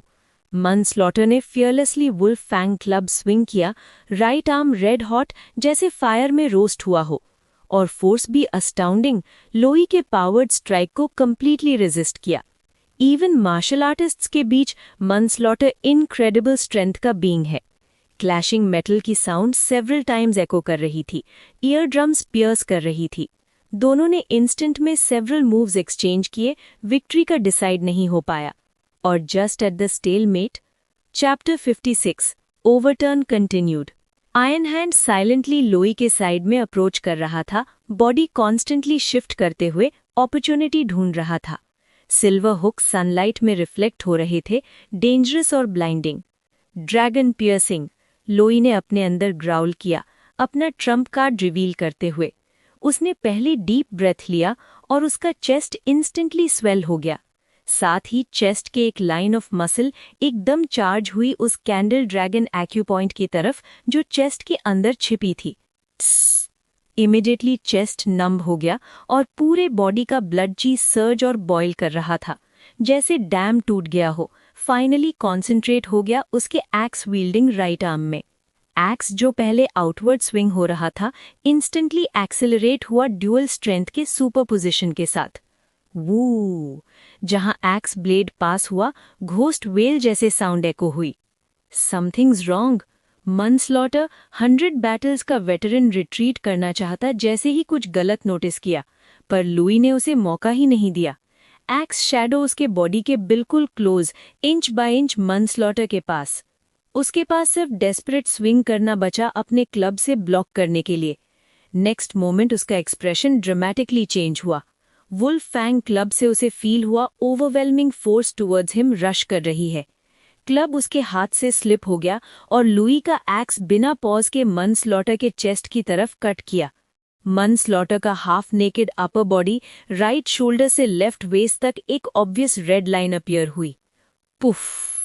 उसका टॉर्सो दोनों हाफ्स में स्प्लिट हो गया along the red line. Huge amount of blood और ऑर्गन्स ब्लास्ट हो गए, ग्राउंड रेड हो गया। सिर्फ कुछ मूव्स में ये चीफ कांस्टेबल जो सिंगसियांग को टेरराइज करता था और चिल्ड्रन को भी रुला देता था, लोई के एक्स के नीचे डेड। और ये लोई को 2 पॉइंट्स ऑफ एनर्जी भी प्रोवाइड किया। ऑनलुकर्स चाहे एनिमी हो या एलाई सब स्टंट थे। कौन था ये मास्क्ड गेस्ट जो इतनी मास्टरी के साथ मनस्लॉटर को एक ही स्ट्राइक में मार दिया? फर्स्ट रिएक्ट किया आयरन हैंड ने, जो मनस्लॉटर के इक्वल चीफ कांस्टेबल था। बिना कुछ बोले टर्न हुआ और एली में वैनिश हो गया ब्लिंक ऑफ एन आई में। Brothers of sunset mountain, Manslaughter butchered by the masked guest, charge! Zhu Darui जो सनसेट माउंटेन का वर्डी थर्ड लीडर था, सीज किया अपॉर्चुनिटी, फुल अटैक लॉन्च किया मोराल के एब और फ्लो को यूज करते हुए। Charge! Kill these bastards, today I will have my revenge! Prisoner cells में एक्साइटेड मैडली चार्ज किया इंस्पेक्शन ब्यूरो पे। अगर फ्रंट वाले शॉट हो गए फिर भी फ्रेंजी कंटिन्यू रही। 10 स्टेप्स के अंदर क्लोज क्वार्टर्स में एरोज यूजलेस हो गए और दोनों साइड्स इमीडिएटली एंटैंगल हो गए केओटिक बैटल में। लोई, जू दारुई और कुछ रोबस्ट मेन के साथ चार्ज किया like a dagger heart of government troops में। काउ यू डॉग ऑफिशियल, कहाँ सोच रहे हो जा रहे हो? लोई शाउट किया, हेवनली थंडर जैसी आवाज इंस्पेक्टर चाओ को शॉक करके स्टम्बल कर दिया। 2 एक्स स्ट्राइक से गार्ड्स नेक्स्ट टू इंस्पेक्टर चाओ सेटल किए और लोई ने उसे ग्रैब किया जैसे चिक पकड़ना। Please spare my life. Once imposing inspector, अब घासली पेल विद वेट पैंट्स। याद है जब तुम मेरे लव्ड वंस को कोअर्स करते थे? अब याद आया? लोई सॉफ्टली बोला। तुम यू लोई हो, तुम मुझे मार नहीं सकते, या फिर मैं सिटी? तुम लोग हमें वीड्स समझते हो, आज मैं तुम्हें वीड्स की तरह कट कर दूंगा। लोई ने एक्स स्विंग किया, head beheaded with soft cowardly features. सिंगसियांग का इंस्पेक्टर चाओ डेड, और इंस्पेक्टर चाओ के डेथ के साथ रिमेनिंग आर्चर्स कंप्लीटली डीमोरलाइज हो गए, scatter like birds and beasts. Head plaque पे हैंग करो। लोई डीप हेट्रेड के साथ सिर्फ किलिंग से सेटिस्फाइड नहीं था। इस डॉग के फैमिली का क्या करे? एक प्रिजनर रिपोर्ट करने आया। जू दारुई ने लोई को लुक किया इंक्वायरिंग आई से। जब ये डॉग ऑफिशियल मेरे लव्ड वंस को कोअर्स करता, कैसे एक्सपेक्ट करते मेरे एक्शन? लोई ग्रिमली बोला। सबॉर्डिनेट समझ गए। इमीडिएटली कुछ शार्प लोग गवर्नमेंट ऑफिस के अंदर गए और कुछ मोमेंट बाद स्क्रीम सुनाई दी। लोई प्लेस में खड़ा था, डीप और थॉटफुल गेज के साथ। वो इनडिस्क्रिमिनेटली इनोसेंट किल नहीं करना चाहता, पर अगर लाइन क्रॉस हुआ, रूल्स इग्नोर हुए, तो वायलेंस का जवाब जरूरी है, वार्निंग के लिए। क्राउड को गवर्नमेंट ऑफिस के बैकयार्ड लेके गए। वहां नियरली 20 ऑफिशियल हॉर्सेस मिले, मार्केट के हॉर्सेस से बेटर। जो जाना चाहते हो अब जा सकते हो, जो सनसेट माउंटेन फॉलो करना चाहते हो हॉर्स ग्रैब करो। जू दारुई क्विकली लोई से एक्सचेंज किया, फिर लाउडली शाउट किया, मैं माउंटेन जाऊंगा, अपनी लाइफ बेच दूंगा तुम्हें। उस रात लोई और जू दारुई लेड सनसेट माउंटेन बैंडिट्स और प्रिजन की विलिंग मैन के साथ सनसेट माउंटेन की तरफ राइड किया। उनका अटैक विलेज गवर्नमेंट ऑफिस पे और इंस्पेक्टर और चीफ कांस्टेबल की किलिंग ने थाई सिटी मेन सिटी के इंपॉर्टेंट फिगर्स की नज़र में स्टर्म स्टिर किया। Sunset mountain once again Thai city main city के इंपॉर्टेंट फिगर्स की नज़र में आया, बन गया इरेडिकेशन का टारगेट। अरे जल्दी देखो, सामने वही सनसेट माउंटेन तो नहीं है? कितना ऊंचा है, कितना शानदार पहाड़। बस बकवास बंद करो, घोड़े दौड़ाओ। चल रे। सिनशैंग इंस्पेक्शन ब्यूरो से निकलते ही सबने घोड़े पूरी रफ्तार से भगा दिए। जू दारुई रास्ता दिखा रहा था, इसलिए कई खतरनाक इलाकों को सेफली बाईपास कर लिया गया। लगभग 7-8 घंटे बाद वो सनसेट माउंटेन के पैरों तक पहुंच गए। तब तक शाम ढल चुकी थी। सूरज के डूबते लाल रंग ने जंगल से ढके पहाड़ों पर एक अलग ही चमक बिखेर दी थी। सनसेट माउंटेन लगभग 400 झांग ऊंचा था। घनी हरियाली, तेजधार चट्टानें और सीधी खतरनाक चढ़ाई। घोड़े छोड़कर वो पैदल ऊपर चढ़ने लगे। कुछ 10-10 झांग चढ़ने के बाद उन्हें पहला स्ट्रॉन्ग होल्ड गेट दिख गया। नीचे का बेस पत्थरों के ढेर से बना था, जिसका एंट्रेंस उल्टी यू शेप का था और आगे लकड़ी का बाड़ लगा हुआ था। बेस के ऊपर एक छोटा सा पवेलियन था, जिसमें 7-8 काले कपड़ों में लोग लाल पट्टे बांधे हुए खड़े थे। जैसे ही उनकी नज़र लुई के ग्रुप पर पड़ी, सब तुरंत सतर्क हो गए। सीटियां बजने लगी, उनकी तेज आवाज शांत पहाड़ों में दूर तक गूंज उठी। कौन हो तुम लोग? एक निगरानी बैंडिट ने चिल्लाते हुए पूछा, अपना लंबा तीर कमान उठाकर। लुई ने साइड में खड़े जू दारुई की तरफ देखा। जू दारुई अकड़कर आगे बढ़ा, अपनी मोटी उंगली सामने की तरफ पॉइंट की और जोर से गाली दी। अंधे हो क्या हरामियों? दिख नहीं रहा मैं ही इन सबको वापस ला रहा हूँ। पवेलियन में खड़े बैंडिट एक दूसरे को देखकर हक्का बक्का रह गए। एक आदमी आगे झुककर गौर से देखने लगा, फिर आंखें मलते हुए बोला, अरे ये तो थर्ड बॉस है। थर्ड बॉस वापस कैसे आ गया? क्या उसे ताई सिटी ले जाकर फांसी देने वाले थे? ये सुनते ही जू दारुई का गुस्सा और भड़क गया। उसने जोर से नाक फूंकी और जंगल में गूंजने वाली आवाज में गर्जा, बिल्कुल फूटी हुई गौंग जैसे, बकवास, मैं जिंदा हूँ, बिल्कुल ठीक हूँ, फांसी तुम्हारी लगने वाली है कमीनों। जू दारुई जितना अकड़ दिखा रहा था, उतने ही गार्ड सहम गए। एक ने हिचकिचाते हुए कहा, थर्ड बॉस थोड़ा रुकिए, हम पहले फर्स्ट बॉस को रिपोर्ट कर देते हैं। साले कुत्ते! जू दारुई भड़क उठा। मैं लोगों को लेकर वापस आया हूं और गेट के बाहर ही खड़ा रहूं? मुझे बाहर ही रोक रहे हो? अंदर आया ना, तुम सबकी खाल उतार दूंगा। जेल की सारी भड़ास जू दारुई ने इसी वक्त निकाल दी, बिना रुके चिल्लाता रहा। सीन काफी अजीब हो गया था। गेट के दोनों तरफ लोग चुपचाप खड़े थे और बीच में सिर्फ जू दारुई था, एक आदमी का पूरा तमाशा। लगभग आधी अगरबत्ती के जलने जितना वक्त बीता। तब अचानक स्ट्रॉन्गहोल्ड का लकड़ी का बाड़ खुला और लोग बाहर आने लगे। एक जोरदार खुशी भरी आवाज गूंजी, थर्ड भाई। उसके बाद एक लाल कपड़ों में लपेटा हुआ भारी भरकम आदमी तेज कदमों से आगे आया। वो आम आदमी से 2-3 गुना चौड़ा, लगभग 2 मीटर लंबा, चमकता हुआ गंजा सर और चेहरा बेहद भद्दा। उसके गालों पर कई पुराने जख्मों के निशान थे। एक गहरा दाग ओंठ से लेकर कान के पिछले हिस्से तक था। पूरा चेहरा देखकर लगता था जैसे कोई राक्षस सामने खड़ा हो। उसकी कमर पर 9 रिंग ग्रेट क्लीवर लटक रही थी। चलने पर छन छन की आवाज आ रही थी। Big brother! ज़ूदारुई भी जज्बात में आ गया और भारी आदमी की तरफ दौड़ पड़ा। सनसेट माउंटेन के फर्स्ट बॉस ने ज़ूदारुई का बाजू मजबूती से पकड़ लिया। भाई, मुझे बहुत अफसोस है। जब तुम पकड़े गए थे, तुम्हें आगे भेजना ही मेरी सबसे बड़ी गलती थी। अभी फर्स्ट बॉस की बात खत्म ही हुई थी कि पीछे से एक बूढ़ी आवाज आई। थर्ड ब्रदर, तुम पकड़े गए, उसके बाद बिग ब्रदर को न चैन से नींद आई न ढंग से खाना।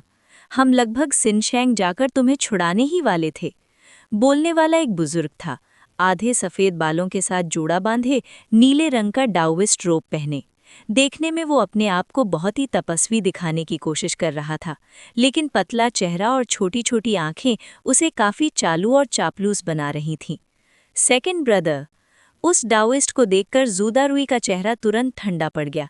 कोई भी समझ सकता था दोनों के बीच ज्यादा प्यार नहीं था। थोड़ी पुरानी बातें करने के बाद फर्स्ट बॉस ने पूछा, थर्ड ब्रदर, तू बाहर कैसे निकला? बात करते हुए उसकी नज़र बार बार लोई के ग्रुप पर जा रही थी, खासकर लोई पर थोड़ी देर के लिए रुक जाती। इस बार सब कुछ बेनिफिशियल लोई की वजह से हुआ है। ज़ूदारुई का चेहरा एक्साइटमेंट से चमक रहा था। उसने तुरंत लोई को अपने दोनों बड़े भाइयों से मिलवा दिया। ये लोई है, इसने सब कैदियों को छुड़ा दिया, हमें लीड करके इंस्पेक्शन ब्यूरो पर धावा बोला और उस इंस्पेक्टर कुत्ते का सर भी काट लिया। हा हा हा, बड़ा मजा आया। एज छोटी लगती है पर कम मत समझना, मैन स्लॉटर निंग श्योंग जैसे आदमी भी इसके सामने 2-3 मूव्स में ही गिर गया। क्या? ये सुनकर सनसेट माउंटेन के सारे बैंडिट हिल गए। यहाँ तक कि फर्स्ट बॉस के चेहरे पर भी हल्की सी सख्ती आ गई। मैनस्लॉटर निंग श्योंग का नाम हवा में नहीं बना था। सनसेट माउंटेन पर उसके हाथों मरने वालों की गिनती 2 हाथों की उंगलियों से भी ज्यादा थी। ये सच है? सेकंड बुद्धा डाओइस्ट तेज और पतली आवाज में पूछ बैठा। जब से मैंने झूठ बोला है, ज़ूदारुई ने घूर कर कहा। अरे सेकंड ब्रदर, फर्स्ट बॉस ने डाओइस्ट को शांत करते हुए कहा। थर्ड ब्रदर हमेशा सीधी बात करता है, वो झूठ नहीं बोलेगा। फिर फर्स्ट बॉस ने लोई की तरफ अदब से हाथ जोड़कर कहा, ये छोटा भाई वाकई नौजवानों ने शेर है। तुमने मेरे थर्ड ब्रदर को बचाया, यानी मुझे भी बचाया। जो भी मांगोगे मैं जरूर पूरा करूंगा। फर्स्ट बॉस, आप ज्यादा मेहमान नवाज हैं, लोई ने भी हाथ जोड़कर कहा। मेरे पास फिलहाल रहने की जगह नहीं है। अगर फर्स्ट बॉस इजाजत दें तो मैं सनसेट माउंटेन पर ही रहना चाहता हूँ। फर्स्ट बॉस के करीब आते ही लोई को उसके शरीर से निकलती तेज गर्मी महसूस हुई, जैसे कोई बड़ा सा भट्ठा हो। ये एहसास उसने मैनस्लॉटर निंग श्योंग में भी नहीं महसूस किया था। लोई के दिल में थोड़ी सी सतर्कता आ गई। फर्स्ट बॉस ने ये बात सुनी, उसकी आंखों में चमक सी आ गई। लेकिन उससे पहले कि वो कुछ बोले, अरे क्यों नहीं रखेंगे, ज़ूदारुई जोर से बोल पड़ा। इस बार बुद्धा डाओइस्ट भौचक्का ले गया और फर्स्ट बॉस भी उसकी तरफ देखने लगा। सिर्फ मैं ही नहीं, बहुत से भाई अपनी जान लुई को चुकाते हैं। ऐसी जान बचाने वाली मेहर इस जिंदगी में चुकाई नहीं जा सकती। इसीलिए मैं अपनी थर्ड सीट उसे देना चाहता हूँ। बिग ब्रदर, आप क्या कहते हैं? ज़ूदारुई की बात खत्म होते ही पूरा माहौल अजीब सी खामोशी में डूब गया। चाहे पुराने माउंटेन बैंडिट हों या नए आए लोग, सब ज़ूदारुई के इस अचानक फैसले से हक्का बक्का रह गए। थर्ड ब्रदर, मजाक मत करो। बुद्धा डाओइस्ट खुद को रोक नहीं पाया, चेहरा करवा हो गया। ये पोजीशन ऐसे ही किसी नए आदमी को नहीं दी जा सकती। हमने खून खराबा झेला है, स्ट्रॉन्ग होल्ड के लिए बड़ी कुर्बानियां दी हैं। हमारी स्ट्रॉन्ग होल्ड में जो लड़ सकता है वही बॉस बनता है। हाँ, तुम इसमें शामिल नहीं हो, ज़ूदारुई ने ठंडी हंसी के साथ कहा। बकवास! डाओइस्ट की दाढ़ी गुस्से से कांपने लगी। मैं भी लाशों के बीच से जिंदा निकला हूं और अब जमाना बदल चुका है। इतने सारे भाइयों की जिम्मेदारी हम पर है। जो भी हो, ज़ूदारुई ने सीधी बात कही। मेरी जान ब्रदर लुई की है। अगर मैं अपनी सीट छोड़ना चाहता हूँ तो क्या मैं उसे देने का हक भी नहीं रखता? उसने तेरी जान बचाई, मेरी नहीं। और मैंने तुझे अपनी पोजीशन देने को कहा भी नहीं। इस तरह सनसेट माउंटेन के सेकंड बॉस और थर्ड बॉस सबके सामने ही झगड़ने लगे। Chapter 57 fourth chief ascends. बस तुम दोनों रुक जाओ। फर्स्ट बॉस ने दोनों को रोक दिया, फिर बोला, थर्ड ब्रदर तू भी ज्यादा मना मत कर। ब्रदर लू एक हीरो है। मुझे लगता है सनसेट माउंटेन पर अब फोर्थ चेयर ऐड करने का टाइम आ गया है। उसने लू यी की तरफ देखा। बस ये नहीं पता ब्रदर लू तैयार है या नहीं। लू यी के दिमाग में कई ख्याल पल भर में गुजर गए, पर जब उसने ज़ूदारुई की आंखों में उम्मीद देखी तो धीरे से सर हिला दिया। बॉस का मुझ पर इतना भरोसा, मैं आभार व्यक्त करता हूँ। अभी भी मुझे बॉस कह रहा है। फर्स्ट बॉस ने झूठी नाराजगी दिखाई। धन्यवाद बिग ब्रदर, इतना मान देने के लिए। लू यी ने बिल की झिझक दबाते हुए कहा, आगे से मैं भी सब भाइयों से सहयोग की उम्मीद रखता हूँ। कोई प्रॉब्लम नहीं। फर्स्ट बॉस हंस पड़ा। हम साथ मिलकर गांव को और मजबूत बनाएंगे, फिर टाई सिटी वाले सिर्फ जलते रहेंगे। हा हा हा। सेकंड लीडर का चेहरा भारी हो गया। उसने कुछ नहीं कहा। बातचीत के दौरान लू यी को दोनों नेताओं के नाम पता चले। फर्स्ट बॉस का नाम जू शी था और सेकंड लीडर वू यी पिंग। उसके बाद लू यी और ज़ूदारुई 29-40 कैदियों को लेकर पहाड़ पर ऊपर चढ़ गए। इनमें कुछ पुराने माउंटेन बैंडिट्स थे और कुछ ऐसे कैदी जो पहली बार यहाँ आए थे। अब सब ऑफिशियली सनसेट माउंटेन के लोग बन गए थे। क्योंकि लू यी का आना अचानक था, माउंटेन पर कमरे पहले से तैयार नहीं थे। सबको ज़ूदारुई के पुराने आदमियों के साथ एक ही कमरे में ठुस कर रात काटनी पड़ी। अगली सुबह एक मध्यम उम्र का आदमी, जो उस बुढ़े डाओइस्ट जैसा ही लग रहा था, लू यी के पास आया और बोला, फोर्थ लीडर, आपका रहने का बंदोबस्त हो गया है, बस। उसकी नज़र इधर उधर घूमती देख लू यी को बुरा सा एहसास हुआ। बस क्या? वहाँ की हालत थोड़ी ख़राब है, लेकिन मैंने अपने गुरु से बात कर ली है। उन्होंने कहा है जल्द ही आपके लिए सामान भिजवा देंगे। लू यी ने भौंही खिकोड़ी। जब वो उस डाओइस्ट के साथ अपनी जगह पर पहुंचा तो उसका चेहरा उतर गया। धुसी हुई टूटी फूटी लकड़ी का दरवाज़ा, हर जगह मकड़ी के जाले। अंदर कदम रखते ही धूल का गुबार उड़ा और हुश करके चूहे इधर उधर भाग गए। टाइम कम था, सफाई ठीक से नहीं हो पाई। माफ़ कीजिएगा फोर्थ लीडर, मध्यम उम्र के डाओइस्ट ने शर्मिंदा होते हुए कहा। कोई बात नहीं, लू यी ने शांत स्वर में कहा, मेरे आदमी सफाई कर देंगे। डाओइस्ट के जाते ही लू यी ने अपने लोगों को साफ सफाई में लगा दिया। उसके ज़्यादातर आदमी शिनस्यांग जेल से आए हुए थे, कोई चोरी के जुर्म में, कोई मारपीट के लिए और कोई भाभी के साथ चक्कर के चक्कर में पकड़ा गया। पूरी मिक्स टोली। पर क्योंकि सब लू यी के साथ यहाँ आए थे, उसने सब पर पर्दा डाल दिया। आखिरकार यही उसकी बुनियाद थे। सनसेट माउंटेन के पुराने लोगों की तरफ से मिल रही इस भेदभाव वाली ट्रीटमेंट से ये कैदी सब के सब अंदर ही अंदर भड़क रहे थे। साले नए आए हैं इसलिए दबा रहे हैं, हाँ? अभी के लिए गुस्सा पी जाते हैं, पर आगे जाकर बदला लेंगे। लू यी से डरते थे इसलिए उसके आदेश का उल्लंघन नहीं करते थे, बस धीमी आवाज़ में शिकायतें चलती रहीं। थोड़ी देर बाद ज़ूदारुई आ गया। हालात देखकर भड़क उठा। वो बुढ़ा साला इतनी हिम्मत कैसे कर सकता है? फोर्थ ब्रदर, तू यहीं रुक, मैं अभी बिग ब्रदर से बात करने जा रहा हूँ। अरे थर्ड ब्रदर, लू यी ने उसे रोक लिया। अभी अभी आए हैं, बात बिगाड़ना ठीक नहीं। जगह थोड़ी सफाई के बाद रहने लायक हो जाएगी, ऊपर से लोकेशन भी बुरी नहीं, बैक माउंटेन के पास है, शिकार के लिए कन्वीनियंट है। लू यी की बात सुनकर ज़ूदारुई का गुस्सा थोड़ा शांत हुआ।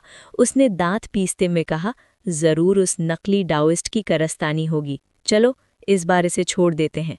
फिर उसने आसपास देखा और बोला, पहाड़ पर ये घर पहले वालों के छोड़े हुए हैं। बिग ब्रदर हमें सीधा यहाँ ले आया और हमने बस कब्जा कर लिया। English conversion, novel style. मैं देख रहा हूँ काफ़ी खाली घर पड़े हैं, क्यों ना मैं भी अपने लोग यहीं ले आऊँ? इस तरह हमें रोज़-रोज़ उस चिड़िया जैसे डाओइस्ट और उसके चमचों का चेहरा नहीं देखना पड़ेगा। नज़र से दूर तो दिमाग भी शांत। बढ़िया आइडिया है, लू यी मुस्कुराया। जूदारुई का लोगों को यहाँ लाना ये दिखाता था कि वो खुलकर लुई के साथ खड़ा है। दोनों का साथ मिल जाना इस अफरा तफरी भरे पहाड़ पर जिंदा रहना काफ़ी आसान बना देता था। जूदारुई ने बिना देर किए रात ही रात अपने वफादार लोगों को ले आया, लगभग 50-60 लोग। लुई के आदमियों को मिलाकर यहाँ करीब 100 लोग हो गए, जो सनसेट माउंटेन के लगभग आधे बैंडिट्स के बराबर थे। दूसरी तरफ बॉस जूशी के पास बुढ़ा डाओइस्ट वू यीपिंग जल्दी आकर सब बात रिपोर्ट करने लगा। बिग ब्रदर, थर्ड ब्रदर का दिमाग शांत नहीं है। आखिर वो क्या करना चाहता है? क्या अलग ताकत खड़ी करना? मैं थर्ड ब्रदर की नाराज़गी समझ सकता हूँ, खासकर जब मैंने उसे पहले एक लगभग सुसाइड मिशन पर भेजा था। पर इतने सालों के साथ साथ की जिंदगी के बाद बात इतनी सिंपल कैसे हो सकती है? मेरे हिसाब से ये सब उस नए बंदे लुई की शरारत है। शायद जगह हड़पने का प्लान बना रहा है। ये सुनते ही जूशी का चेहरा एकदम अंधेरा हो गया। तुम्हें पता भी है तुम क्या कह रहे हो? ब्रीदिंग टेक्निक बॉस के खानदान का खजाना है। भविष्य में भी ये सिर्फ मर्दों को दी जाती है और तुम चाहते हो बॉस ये टेक्निक तुम्हें दे दे? मुझे परवाह नहीं, जूदारुई गरजा। उस वक्त मैंने बॉस के लिए अपनी जान दांव पर लगा दी थी। बॉस ने खुद कहा था, अगर मैं जिंदा बच गया तो मेरी कोई भी शर्त मान लेंगे। क्या ये सच नहीं है? इसका मतलब ये नहीं कि तुम ब्रीदिंग टेक्निक मांग सकते हो। इतनी कीमती चीज कोई बच्चों का खेल नहीं। ब्रीदिंग टेक्निक कीमती है, पर मेरी जान भी कम कीमती नहीं थी, और बॉस का वादा अब कोई मायने नहीं रखता। Sunset mountain hall of unity ये एक बहुत बड़ी खोखली गुफा के अंदर बना हुआ था। खुरदुरे ग्रे सफ़ेद पत्थर की दीवारों पर हर कुछ कदमों पर काले तेल के दिए जल रहे थे। गुफा के ऊपर लगभग 10 फीट की ऊंचाई पर कई ट्रांसलूसेंट फ्लोराइट पत्थर लगे हुए थे, जो हल्की सफ़ेद रोशनी छोड़ रहे थे। इससे गुफा के अंदर अच्छी विजिबिलिटी थी। इस वक्त दाढ़ी वाला जूदारुई और बुढ़ा डाओइस्ट हॉल के बीच भयानक बहस कर रहे थे। दोनों के चेहरे गुस्से से लाल हो चुके थे। ऊपर मुख्य कुर्सी पर बैठा गंजा जूशी नाराज सा लग रहा था। कभी कभी उसकी नज़र लुई पर जाती, पर लुई का चेहरा बिल्कुल शांत था। अंदर क्या चल रहा है कुछ पता नहीं। बस, बहुत हो गया, जूशी ने जोर से कहा। अब ब्रीदिंग टेक्निक का जिक्र भी मत करो, और वैसे भी इस उम्र में तुम इसे सीख नहीं सकते। कोई और शर्त सोचो।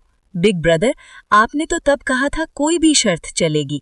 जूदारुई अभी भी कहना चाहता था, पर जूशी के सलन चेहरे को देखकर आवाज धीरे पड़ गई। ठीक है, मैं बाद में कुछ और सोच लूंगा। ये सुनकर लुई के दिल में थोड़ी सी कसक हुई, पर उसने चेहरे पर कुछ दिखने नहीं दिया। जूदारुई का जूशी से ब्रीदिंग टेक्निक मांगना असल में लुई से किए गए वादे को पूरा करने के लिए था। लुई खुद भी ब्रीदिंग टेक्निक का बेइंतहा ख्वाहिशमंद था। जैसे जैसे उसकी ताकत बढ़ रही थी, उसकी जिंदगी की सीमा का प्रेशर भी महसूस होने लगा था। चाहे वो मार्शल आर्ट्स में कितना ही मजबूत ना हो जाए, उसकी उम्र नहीं बढ़ेगी। 50-55 से ज्यादा जीने का कोई रास्ता नहीं। ऐसे में दुनिया में सबसे ताकतवर बनने का क्या मतलब? और ब्रीदिंग टेक्निक शायद उसकी जिंदगी को काफी लंबा कर सकती थी।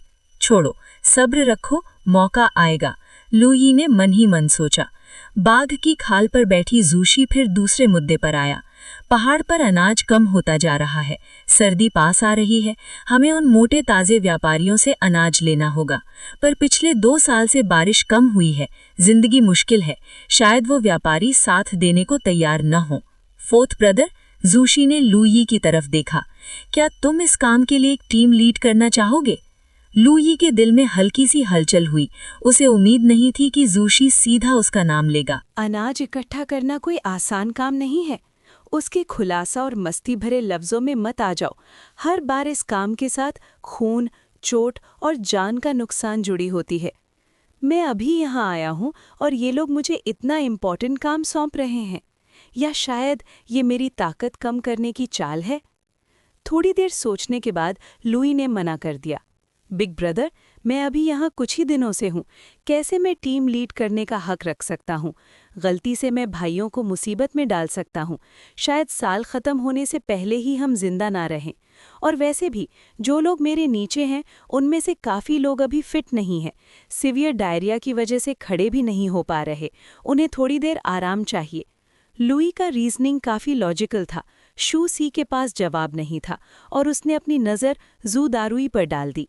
थर्ड ब्रदर, बिग ब्रदर, पिछले 2 दिन से मेरा सर दर्द कर रहा है। मैं अच्छी तरह काम नहीं कर सकता। जू दारुई थोड़ा नाराज और मना करवाने के बाद रोग बन गया। सेकंड ब्रदर काफी केपेबल है, उसे भेजो।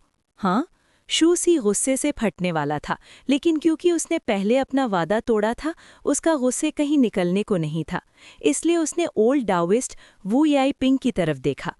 वू याइपिंग इतना गुस्सा हुआ कि उसकी दाढ़ी उछल गई और उसकी नज़र तेज हो गई। पर लुई और बाकी लोग दोनों बैक डाउन कर गए, इसलिए वू याइपिंग भी रिलक्टेंट होकर अग्री कर गया। सनसेट माउंटेन का हाई लेवल मीटिंग इतने बेहतर माहौल में नहीं खत्म हुआ। बाहर खड़े बैंडिट्स एक दूसरे को कंफ्यूज नज़र से देख रहे थे। उन्हें लग रहा था कि जब से फोर्थ लीडर सनसेट माउंटेन में आया है, छुपके छुपके 2 फैक्शन का ट्रेंड बन रहा है। भाई, क्या तुम बिग ब्रदर को ऑफेंड करने से नहीं डरते? लुई ने क्वाइटली पूछा जब वो हॉल ऑफ यूनिटी से बाहर निकल रहे थे। हाँ, मैंने अपने डेट्स चुका दिए थे, अब वो मुझ पर इंडेटेड है, और वैसे भी उसने अपना वादा तोड़ा है। जो दारुई का चेहरा गुस्से से लाल हो गया। अगर वो भाई बिकतारी को इग्नोर करता है तो हम अलग हो जाएं, पहाड़ के नीचे अपनी बेस बना लें। ये बंदा क्लियरली अपना कैलकुलेशन कर रहा है, सिर्फ ब्लाइंडली लॉयल नहीं है, लुई ने सोचा। फिर उसने जू दारुई की थोड़ी नर्वस आवाज़ सुनी। फोर्थ ब्रदर, तुम श्योरली बिग ब्रदर से नहीं डरते ना? मैं सेकंड ब्लड रेल्म के मार्शल आर्टिस्ट से कभी सामना नहीं किया, इसलिए कॉन्फिडेंट नहीं हूँ, लुई ने ऑनेस्टली जवाब दिया। ये सुनते ही जू दारुई का चेहरा थोड़ा बिटर हो गया। हॉल ऑफ यूनिटी के अंदर, बिग ब्रदर, हम सच में इस लुई को यहाँ नहीं रख सकते। जब आसपास कोई नहीं था, वू याइपिंग ने एंशियस होकर कहा। बस देखो, जब से वो यहाँ आया है, थर्ड ब्रदर डिसोबीडियंट हो गया और ब्रीदिंग टेक्निक में अनप्रेसिडेंटेड इंटरेस्ट दिखा रहा है।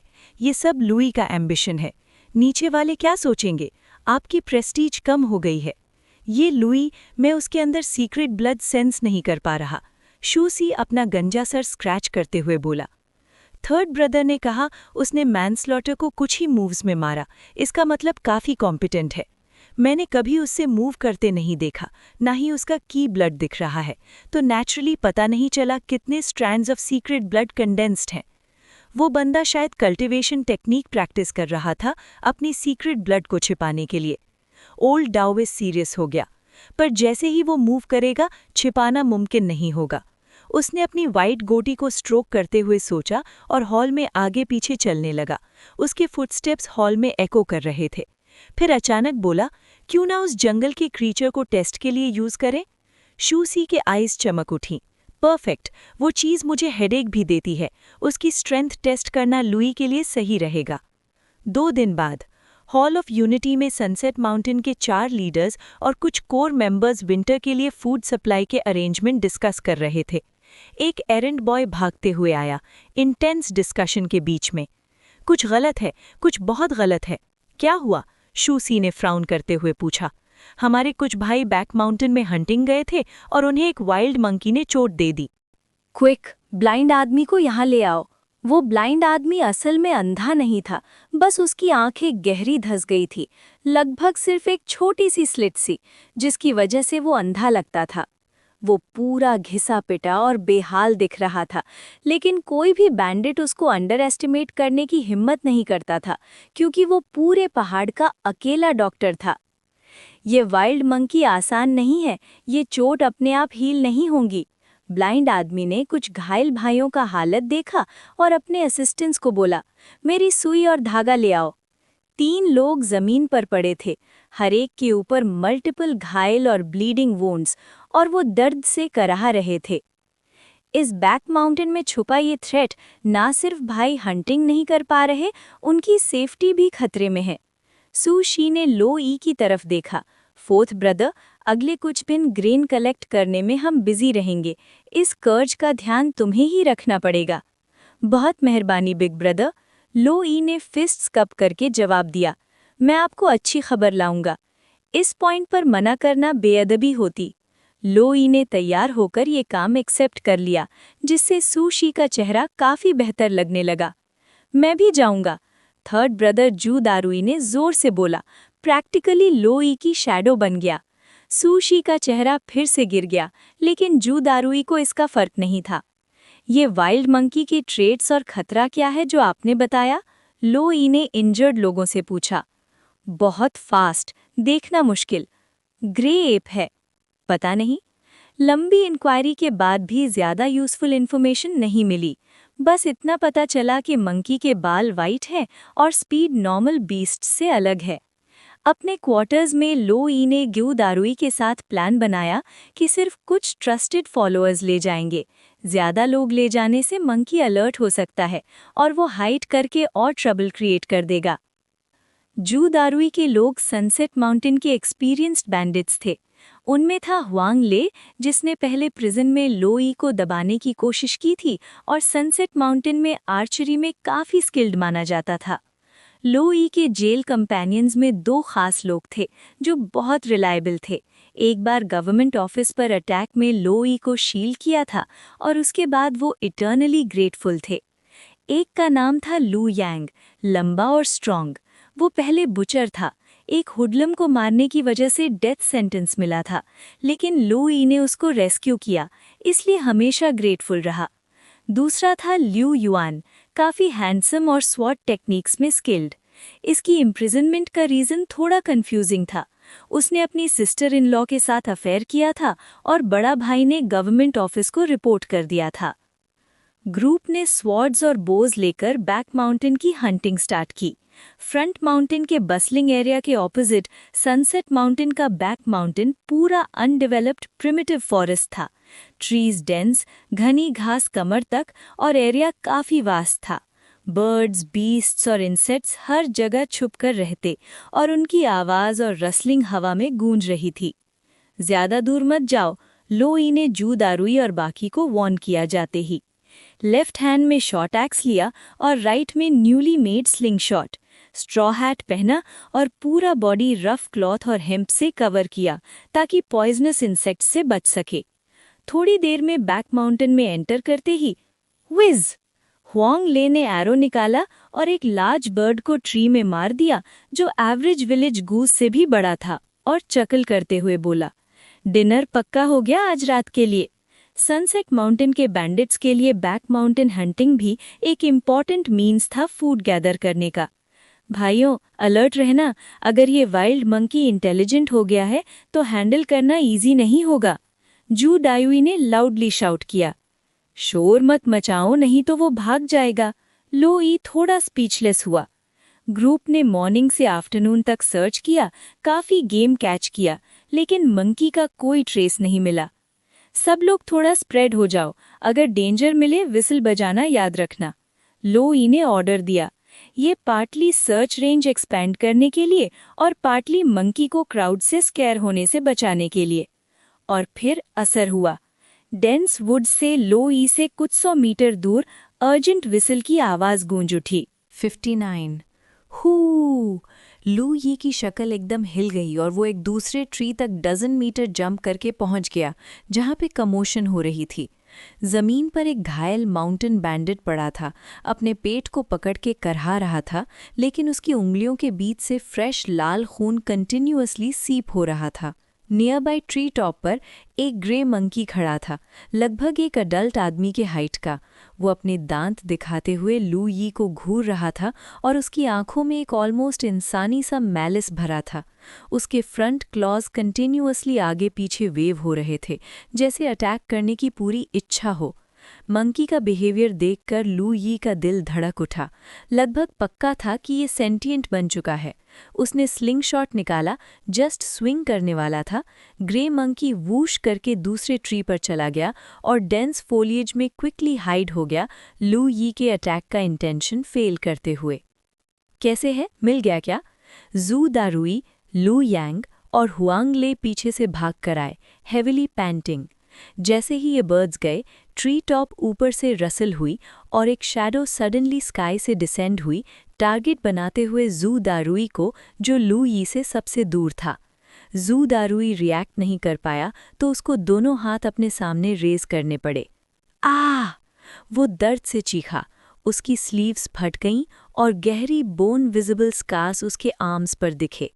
शैडो ने मोमेंटम यूज करते हुए ट्री टॉप पर जंप किया, सबको डिफाइंड फेस के साथ देखा और उसके माउथ के कॉर्नर पर एक मॉकिंग स्माइल भी दिख गई। Fuck you! हुआंग ले गुस्से में अपना लॉन्ग बो निकाला, एरो नॉक किया और ग्रे मंकी को शूट किया वूश के साथ। लेकिन यूजुअली जो आर्चरी स्किल 100 शॉट्स 100 हिट्स देता था बर्ड्स और बीस्ट्स पे, वो सडनली फेल हो गया। ब्लैक मंकी बस ओवरहेड ब्रांच को क्लॉ किया, लोअर बॉडी पेंडुलम की तरह स्विंग कर रहा था और हुआंग ले के एरो को निम्बली डॉज कर रहा था। हुआंग ले फ्यूरियस था, शूट करता रहा, लेकिन एरोज मंकी के फर को टच भी नहीं कर पाईं। लेकिन जैसे ही लू यी ने स्लिंग शॉट निकाला, grey monkey क्राफ्टली dense tree top miss करी कर गया, लू यी के एम को प्रिवेंट करते हुए। ये मंकी एक्सट्रीमली अलर्ट है और इसकी स्पीड ऑर्डिनरी बीस्ट से काफ़ी ज़्यादा है, लू यी ने साई किया। लेकिन इससे उसका कम्पेटिटिव स्पिरिट और जाग उठा। क्या ये पॉसिबल है कि वो वाइल्ड मंकी हैंडल नहीं कर पाएगा? अपना ध्यान रखना, लू यी ने बोला। फिर राइट फुट से ज़मीन पर जोर से स्टॉम्प किया और ट्री टॉप की तरफ स्टोन की तरह शूट हुआ। फिर दोनों हाथ और पैर का यूज़ करके थम्पिंग करके वो ट्री टॉप पर क्लाइंब कर गया और ग्रे सिलुएट को देखा। लू यी ने अपनी कमर घुमाई, राइट हैंड को हुक पंच में ट्रांसफॉर्म किया और मंकी की तरफ फियर्सली स्ट्राइक किया, लेकिन मंकी निम्बली दूसरे ट्री पर जंप कर गया। इसी वक्त स्प्लिटिंग माउंटेन, लू यी बिना हेजिटेट किए एडवांस स्किल यूज़ किया, एक इनविजिबल ऑरा ग्रे मंकी की तरफ स्प्रेड हुई, जिससे मंकी की फिगर सडनली मिड एयर में फ्रीज हो गई। लू यी भी लीप किया, मंकी के ऊपर पहुंच गया, अपनी फिस्ट को नाइफ में ट्रांसफॉर्म किया और मंकी के सर पर ब्रूटली स्ट्राइक किया। लू यी की स्ट्रेंथ इस वक्त 1000 पाउंड्स के बराबर थी। वाइल्ड मंकी कैनन बॉल की तरह नीचे शूट हुआ। बैंग! एक विजिबल पिट ग्राउंड पर बन गई और जमीन थोड़ी देर के लिए क्विबर हुई। ये मंकी डेड होना चाहिए, राइट? एक माउंटेन बैंडिट हंसकर पिट में देखा। बैक जाओ! लू यी का चेहरा लैंडिंग के बाद चेंज हुआ और वार्निंग दिया, लेकिन ऑलरेडी देर हो चुकी थी। पिट से एक थिक ग्रे वाइट आर्म निकला, हैरी हैंड फैन जैसा, डायरेक्टली माउंटेन बैंडिट के सर को ग्रिप कर लिया। आह! माउंटेन बैंडिट चीखा, ट्राई करते हुए ब्रेक फ्री होने की, लेकिन अपोनेंट की स्ट्रेंथ अस्टॉनिशिंग थी। उसकी आंखें बल्ज हो गईं, टेम्पल वेन्स ब्लड से स्वेल हुए और ब्लड उसके फेस पर फियर्सली सर्ज कर रहा था। पूफ! इवेंचुअली स्ट्रेंथ बैंडिट की एंड्योरेंस से ज़्यादा हो गई। ब्लड टॉरेंस उसके ईयर्स, नोज और माउथ से निकलने लगे। स्कल क्रैकिंग की साउंड क्रैक क्रैक एको हुई। ग्रैब किए जाने से लेकर हेड क्रश होने तक सब एक इंस्टेंट में हो गया। वो ट्रैश की तरह साइड में टॉस कर दिया गया और पिट में जो वाइल्ड मंकी था वो क्लाइंब करके बाहर आया और पहले से बिल्कुल अलग दिखा। लगभग 2 metre towering, body grey white fur से कवर्ड जो स्टोन की तरह दिखता था, चेस्ट के मसल्स पफ्ड अप, फीचर्स और भी ज़्यादा defined, blood shed deep set eyes और माउथ से ब्लैक मेनिसिंग फैंग्स प्रोट्रूड कर रहे थे। थोड़ी सी रिजेम्बलेंस थी उस जिनगांग से जो लू यी ने अपनी पास्ट लाइफ में देखा था। डाई! जब माउंटेन बैंडिट मर गया, लू यी का गुस्सा चरम पर था। उसने एक्स निकाला और डिसाइसिवली वाइट एप की तरफ स्विंग किया, जो क्लियरली स्पिरिट क्रीचर लेवल पे था।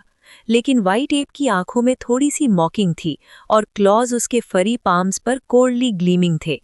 वो फियरलेस लू यी की तरफ लंज किया। क्लैंग क्लैंग क्लैंग की कंटिन्यूअस साउंड्स गूंज रही थीं। लू यी के वेपन असॉल्ट के सामने वाइट एप कई बार स्ट्राइक करने के बावजूद अपनी डिफेंस तोड़ने नहीं दिया, सिर्फ डीप स्कार्स लिए जो ब्लीड नहीं कर रहे थे। सनसेट माउंटेन का एक्स क्वेश्चनेबल क्वालिटी का था, जल्दी ही ब्लेड चिप्ड हो गया। लू यी ने एक्स थ्रो कर दिया और वाइट एप के साथ फिस्ट फाइट शुरू कर दी। उसकी basic boxing technique mastery level पे थी, एक्स स्किल से कम नहीं। Smash, chop, hammer, block, straight punches, hook punches, jabs, whip punches. लेकिन लू यी को एक्सपेक्ट नहीं था कि वाइट एप के पास भी इन्नेट बॉक्सिंग टेक्निक है, फ्लेक्सिबल और डाइवर्स, और फाइट करने में उसके बराबर, give and take. No wonder लोग मंकीज से बॉक्सिंग सीखते हैं, ये नेचुरल प्यूजिलिस्ट्स हैं। बाद में दोनों तरफ से काफ़ी फिरोशियस फाइट हुई, फुल क्लोज क्वार्टर्स ब्रॉल में बदल गई। तू मुझे पंच मारेगा, मैं तुझ पर क्लॉ मारूंगा। आसपास के फ्लावर्स, ग्रासेस और ट्रीज का हाल बुरा हुआ, या तो ब्रेक हो गए या अपरूटेड हो गए। कुछ ही मोमेंट्स में लू यी का पूरा बॉडी वुंड से कवर्ड हो गया, फिस्ट्स ब्लडीड और रॉ हो गए। वाइट एप का फर कलर डल हो गया और उसकी आंखों की फियर्सनेस काफी कम हो गई। बाहर वालों को लग रहा था कि लू यी डिसएडवांटेज में है, क्योंकि वाइट एप की डिफेंस काफी स्ट्रांग थी, अभी तक ब्रीच नहीं हुई। माउंटेन बैंडिट्स एंग्शियस थे, लेकिन डेयर नहीं किए इंटरवीन करने के। एरोज से अपने ही बैंडिट्स को हर्ट होने का फियर था। लू यी को खुद पता था कि बस उसके पास सफिशिएंट एनर्जी हो तो प्रोलॉन्ग्ड एंड्योरेंस में कोई भी उससे डर नहीं सकता। वो कंटिन्यू करता रहा वाइट एप के साथ क्लैश। एक मोमेंट पे वाइट एप थक गया, आंखों में फियर दिख रहा था और रिट्रीट करना चाहता था। इस अपॉर्चुनिटी का फायदा उठाते हुए लू यी ने स्प्लिटिंग माउंटिंग यूज किया। एक फ्लाइंग किक वाइट एप के जॉ पे, इनविजिबल एनर्जी स्प्रेड हुई और वो मोमेंटेरली स्टन हो गया। फिर लू यी का बॉडी बो की तरह कर्व्ड हुआ और फिस्ट एरो की तरह एक और स्ट्रेट पंच फॉरवर्ड वूश के साथ एयर पियर्स करते वाइट एप के टेम्पल के साइड पर स्ट्राइक किया। फिर भी काफी नहीं था। ड्रैगन पियर्सिंग टेक्निक एक्टिवेट किया। लू यी के कैंडल ड्रैगन एक्यूपॉइंट चेस्ट पे स्टिम्युलेट हुआ। इंस्टेंटली ची ब्लड बॉयल हो गया। इमेंस काइनेटिक और पोटेंशियल एनर्जी ट्रांसफॉर्म हुआ। राइट फिस्ट में नई फोर्स जनरेट हुई और वाइट एप के टेम्पल पे इंस्टेंट स्ट्राइक किया। डबल इम्पैक्ट के फोर्स के अंडर कॉन्टैक्ट पॉइंट से लाउड बैंग निकला। वाइट एप की आंखें ब्लैंक हो गईं, टेम्पल डीपली केव्ड इन और आंखों से actually tears of blood flu हुआ। फिर वो ग्राउंड पर थंप के साथ गिर गया, मोशनलेस। फर ग्रे वाइट हुआ, फिर धीरे धीरे नॉर्मल ग्रे में चेंज हुआ और साइज अपने ओरिजिनल स्केल पे वापस आ गया। Finally killed it. लू यी ने एक्सहेल किया और हेविली जमीन पर बैठ गया। इजी नहीं था। स्टोन एप टाइगर से भी ज्यादा टफ था। शायद एसेंस कल्टिवेटिंग लाइफ स्पैन भी लंबा था। फोर्थ ब्रदर ट्रूली इनक्रेडिबल है। जू दारुई जो लाइटली इंजर्ड नहीं था, एडमिरेशन दिखाई। ये स्टोन एप हैंडल करना बहुत टफ था। ज्यादातर मार्शल आर्टिस्ट्स हेवी सफर करते अगर इनकाउंटर करते। हुआंग ले, लू यांग और ल्यू युआन ने भी लू यी की तरफ रिस्पेक्ट के लुक्स कास्ट किए। Clap clap clap. इस वक्त वुड्स के पीछे से रिदमिक अपलॉज सुनाई दी और फेमिलियर फिगर बाहर आया। Fourth brother, oh fourth brother, you are truly remarkable. इतनी बड़ी मुश्किल बिग ब्रदर के लिए सॉल्व कर दी। ये कोई और नहीं, पुराना डाओइस्ट वू यी पिंग था। उसने लू यी को कंसर्न्ड एक्सप्रेशन के साथ देखा, क्लाउनी आईज से लू यी के ब्लडीड वुंड्स को स्वीप किया। लेकिन इंजरी ज्यादा सीरियस नहीं है ना? जैसे ही वू यी पिंग ये बोला, पीछे से एक ग्रुप आया, fully armed with bows and swords. Leading them, tiger like stride, jingling sound at waist, कोई और नहीं, हाईली एस्टीम्ड लीडर सूजी, 9 रिंग ग्रेट क्लीवर के साथ। सूजी full concern quickly step forward किया। फोर्थ ब्रदर, तुम इंजर्ड क्यों हो? अपना बिग ब्रदर अलाउ करे चेक योर इंजरीज। 60। बस ये था। उसका चेहरा रफ फ्लैश से भरा हुआ था, आंखों में फियर्स लुक और वेस्ट पे कंस्पिक्यूअस मचेटी जो ओरिजिनली कंसर्न्ड वर्ड्स को थोड़ा अजीब बना रहा था। बॉस, हम यहाँ हैं ना, फोर्थ बॉस का ध्यान रख लेंगे, आपको टेंशन लेने की ज़रूरत नहीं। लुई का नया सबॉर्डिनेट लू यांग जल्दी आगे बढ़ा, सियू शी को रोकने की कोशिश करते हुए जो तेज कदम से अप्रोच कर रहा था। लू यांग जो पहले बुचर था, नेचुरली स्ट्रॉन्ग फिजिक का था, लेकिन सियू शी के सामने जो सेकंड लेवल ब्लड वॉरियर था, वो थोड़ा पतला लग रहा था। सियू शी के कदम इनवॉलंटरली स्लो हो गए और वो फ्राउंड किया। इम्प्यूडेंट, बॉस को आपकी गाइडेंस चाहिए काम करने में? अगला मोमेंट एक और स्ट्रॉन्ग मैन लू यांग के बराबर आगे आया और रूडली लू यांग को साइड पुश कर दिया। लिू यॉन ने ये देखा और वो भी सियूशी और लुई के बीच स्टैंड करने की कोशिश की, लेकिन एक और बैंडिट ने उसे फोर्सिबली अलग कर दिया। सियूशी के साथ लाए गए बैंडिट्स सब सनसेट माउंटेन के एलीट्स थे, हर एक केपेबल ऑफ टेकिंग ऑन 10। लू यांग और लिू यॉन को ब्लॉक करते हुए बाकी सब ने स्वॉर्ड्स और बोज लीच किया और एटमॉस्फेयर इंस्टेंटली टेंस हो गया। थोड़ा स्ट्रेट फॉरवर्ड जू दारुई ने भी कुछ अनयूजुअल फील किया। वो आगे स्टेप किया, सिली स्माइल के साथ बोला, big brother, old fourth blood से कवर्ड है, बहुत डर्टी है, allow me to help him. Third brother, इतना फस क्यों? ओल्ड डाओइस्ट रूडली ने जू दारुई को ब्लॉक किया, आगे बढ़ने से रोक दिया। इस तरह स्यूशी और लुई के बीच कोई ऑब्स्टिकल नहीं रहा। लुई ब्लड से कवर्ड, जमीन पर स्लम्प्ड, फेस पेल और ब्रॉड शोल्डर्ड स्यूशी बेयर जैसा स्टॉलवॉट फिगर मडी ग्राउंड पे स्टेप लेते हुए लुई की तरफ अप्रोच कर रहा, हर कदम जैसे सबके दिल पर पड़ रहा हो।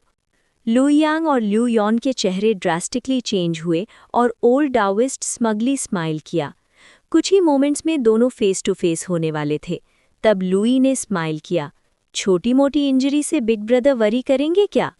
फिर उसने 5 फिंगर स्प्रेड किए, पाम आउटवर्ड, और क्विकली एक ट्री ट्रंक पे स्ट्राइक किया जो एक इंसान के लिए एम्ब्रेस करना मुश्किल था, लेफ्ट हैंड से। पा! इंस्टेंटली ट्रंक पे 1 इंच डीप पाम प्रिंट आ गया। बिग ब्रदर, स्ट्रेंथ कैसी लगती है? ये स्टोन एप फियर्स था पर सिर्फ सुपरफिशियल इंजरीज दी।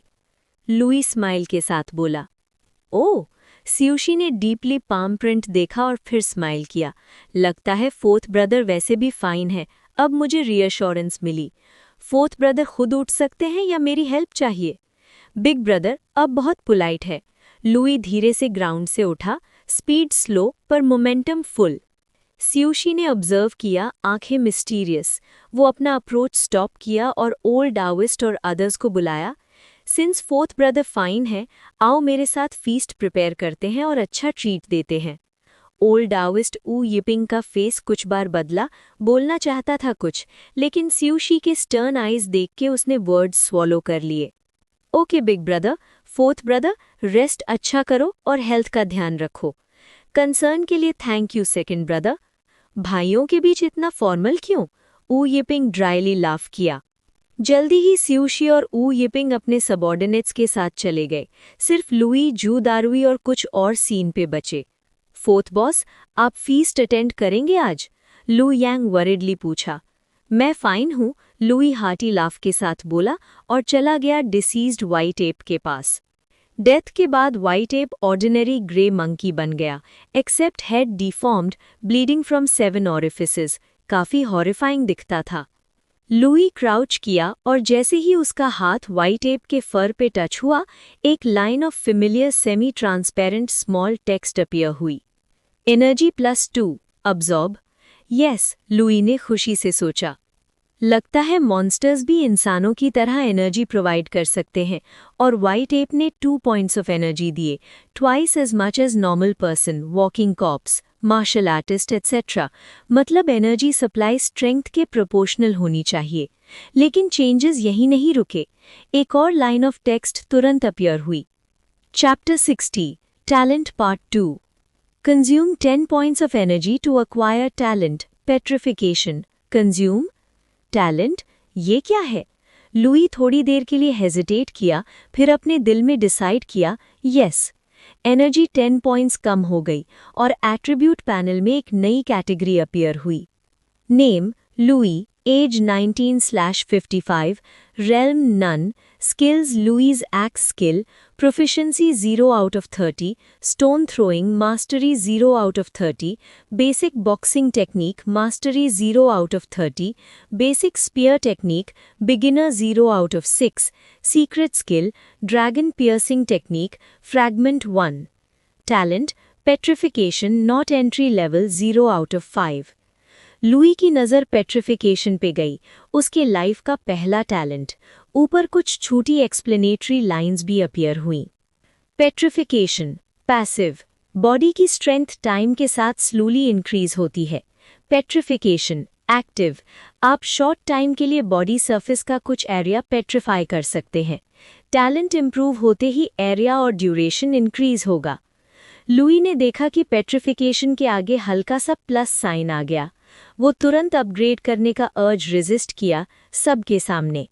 रियर माउंटेन से वापस अपने रूम आते ही उसने remaining 5 energy points talent upgrade करने के लिए यूज किए। एक अजीब मेमोरी लुई के दिमाग में अपीयर हुई।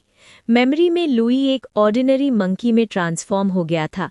जब भूख लगती फ्रूट्स तोड़ता, जब प्यास लगती रिवर से ड्रिंक करता, बोर होता अपने पियर्स के साथ प्ले करता। सिंपल और इग्नोरेंट लाइफ। फिर एक दिन एक वाइल्ड लेपर्ड मंकी ग्रुप में घुस आया और वॉन्टनली किल करने लगा, सबको पैनिक में डाल दिया। मंकी डेस्परेट होके एक अनफेमिलियर डेंस फॉरेस्ट की तरफ भागा। वहां एक जायंट स्टोन खड़ा था, about 10 feet tall, natural hollow के साथ, smooth as mirror. Monkey hollow में छिप गया और अननोइंगली सो गया। टाइम स्विफ्टली नाइट तक पहुंचा। ब्राइट मूनलाइट स्टोन पे शाइन कर रही थी। हॉलो के बॉटम में एक लूमिनेसेंट मून स्पॉट बन गया, अब मंकी के ऊपर। मंकी ने पूरे बॉडी में वार्मथ फील की और सारी फटीग और भूख गई। एक क्रीचर का इंस्टिंक्ट है, seek advantage, avoid harm. Monkey ने इंस्टिंक्टिवली स्टोन के बेनिफिट्स रिकग्नाइज किए और हर नाइट हॉलो में आके सोया और मून स्पॉट की ब्लेसिंग रिसीव की। तब से उसका बॉडी रैपिडली डेवलप हुआ, स्ट्रॉन्ग होता गया और इवेंचुअली बना न्यू मंकी किंग।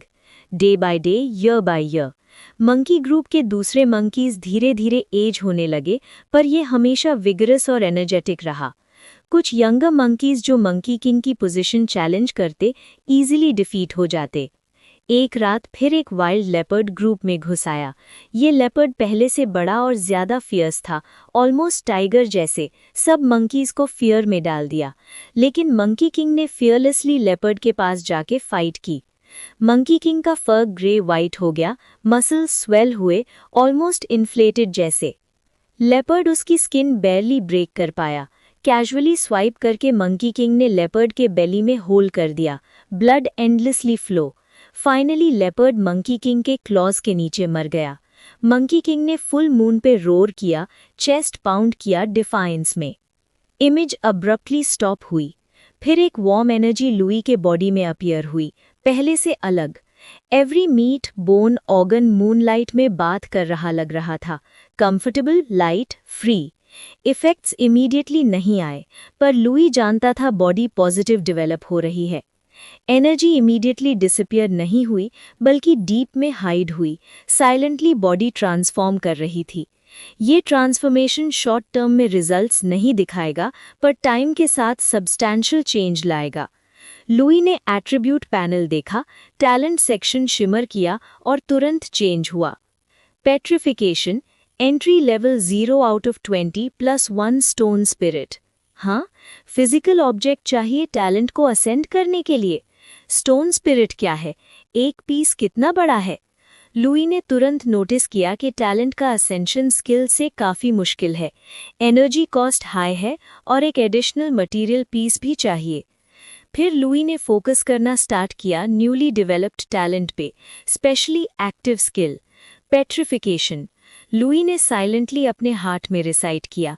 थोड़ी ही देर में राइट हैंड के पाम पे कूल सेंसेशन फील हुई। एक thin layer of grey instantly cover हो गया, जैसे सॉइल ग्रास्प किया हो। इलास्टिसिटी ज्यादा चेंज नहीं हुई, पर हार्डनेस डेफिनेटली इम्प्रूव हुई। लुई फील कर सकता था, लेकिन कितनी हार्ड है ये टेस्ट करना पड़ेगा।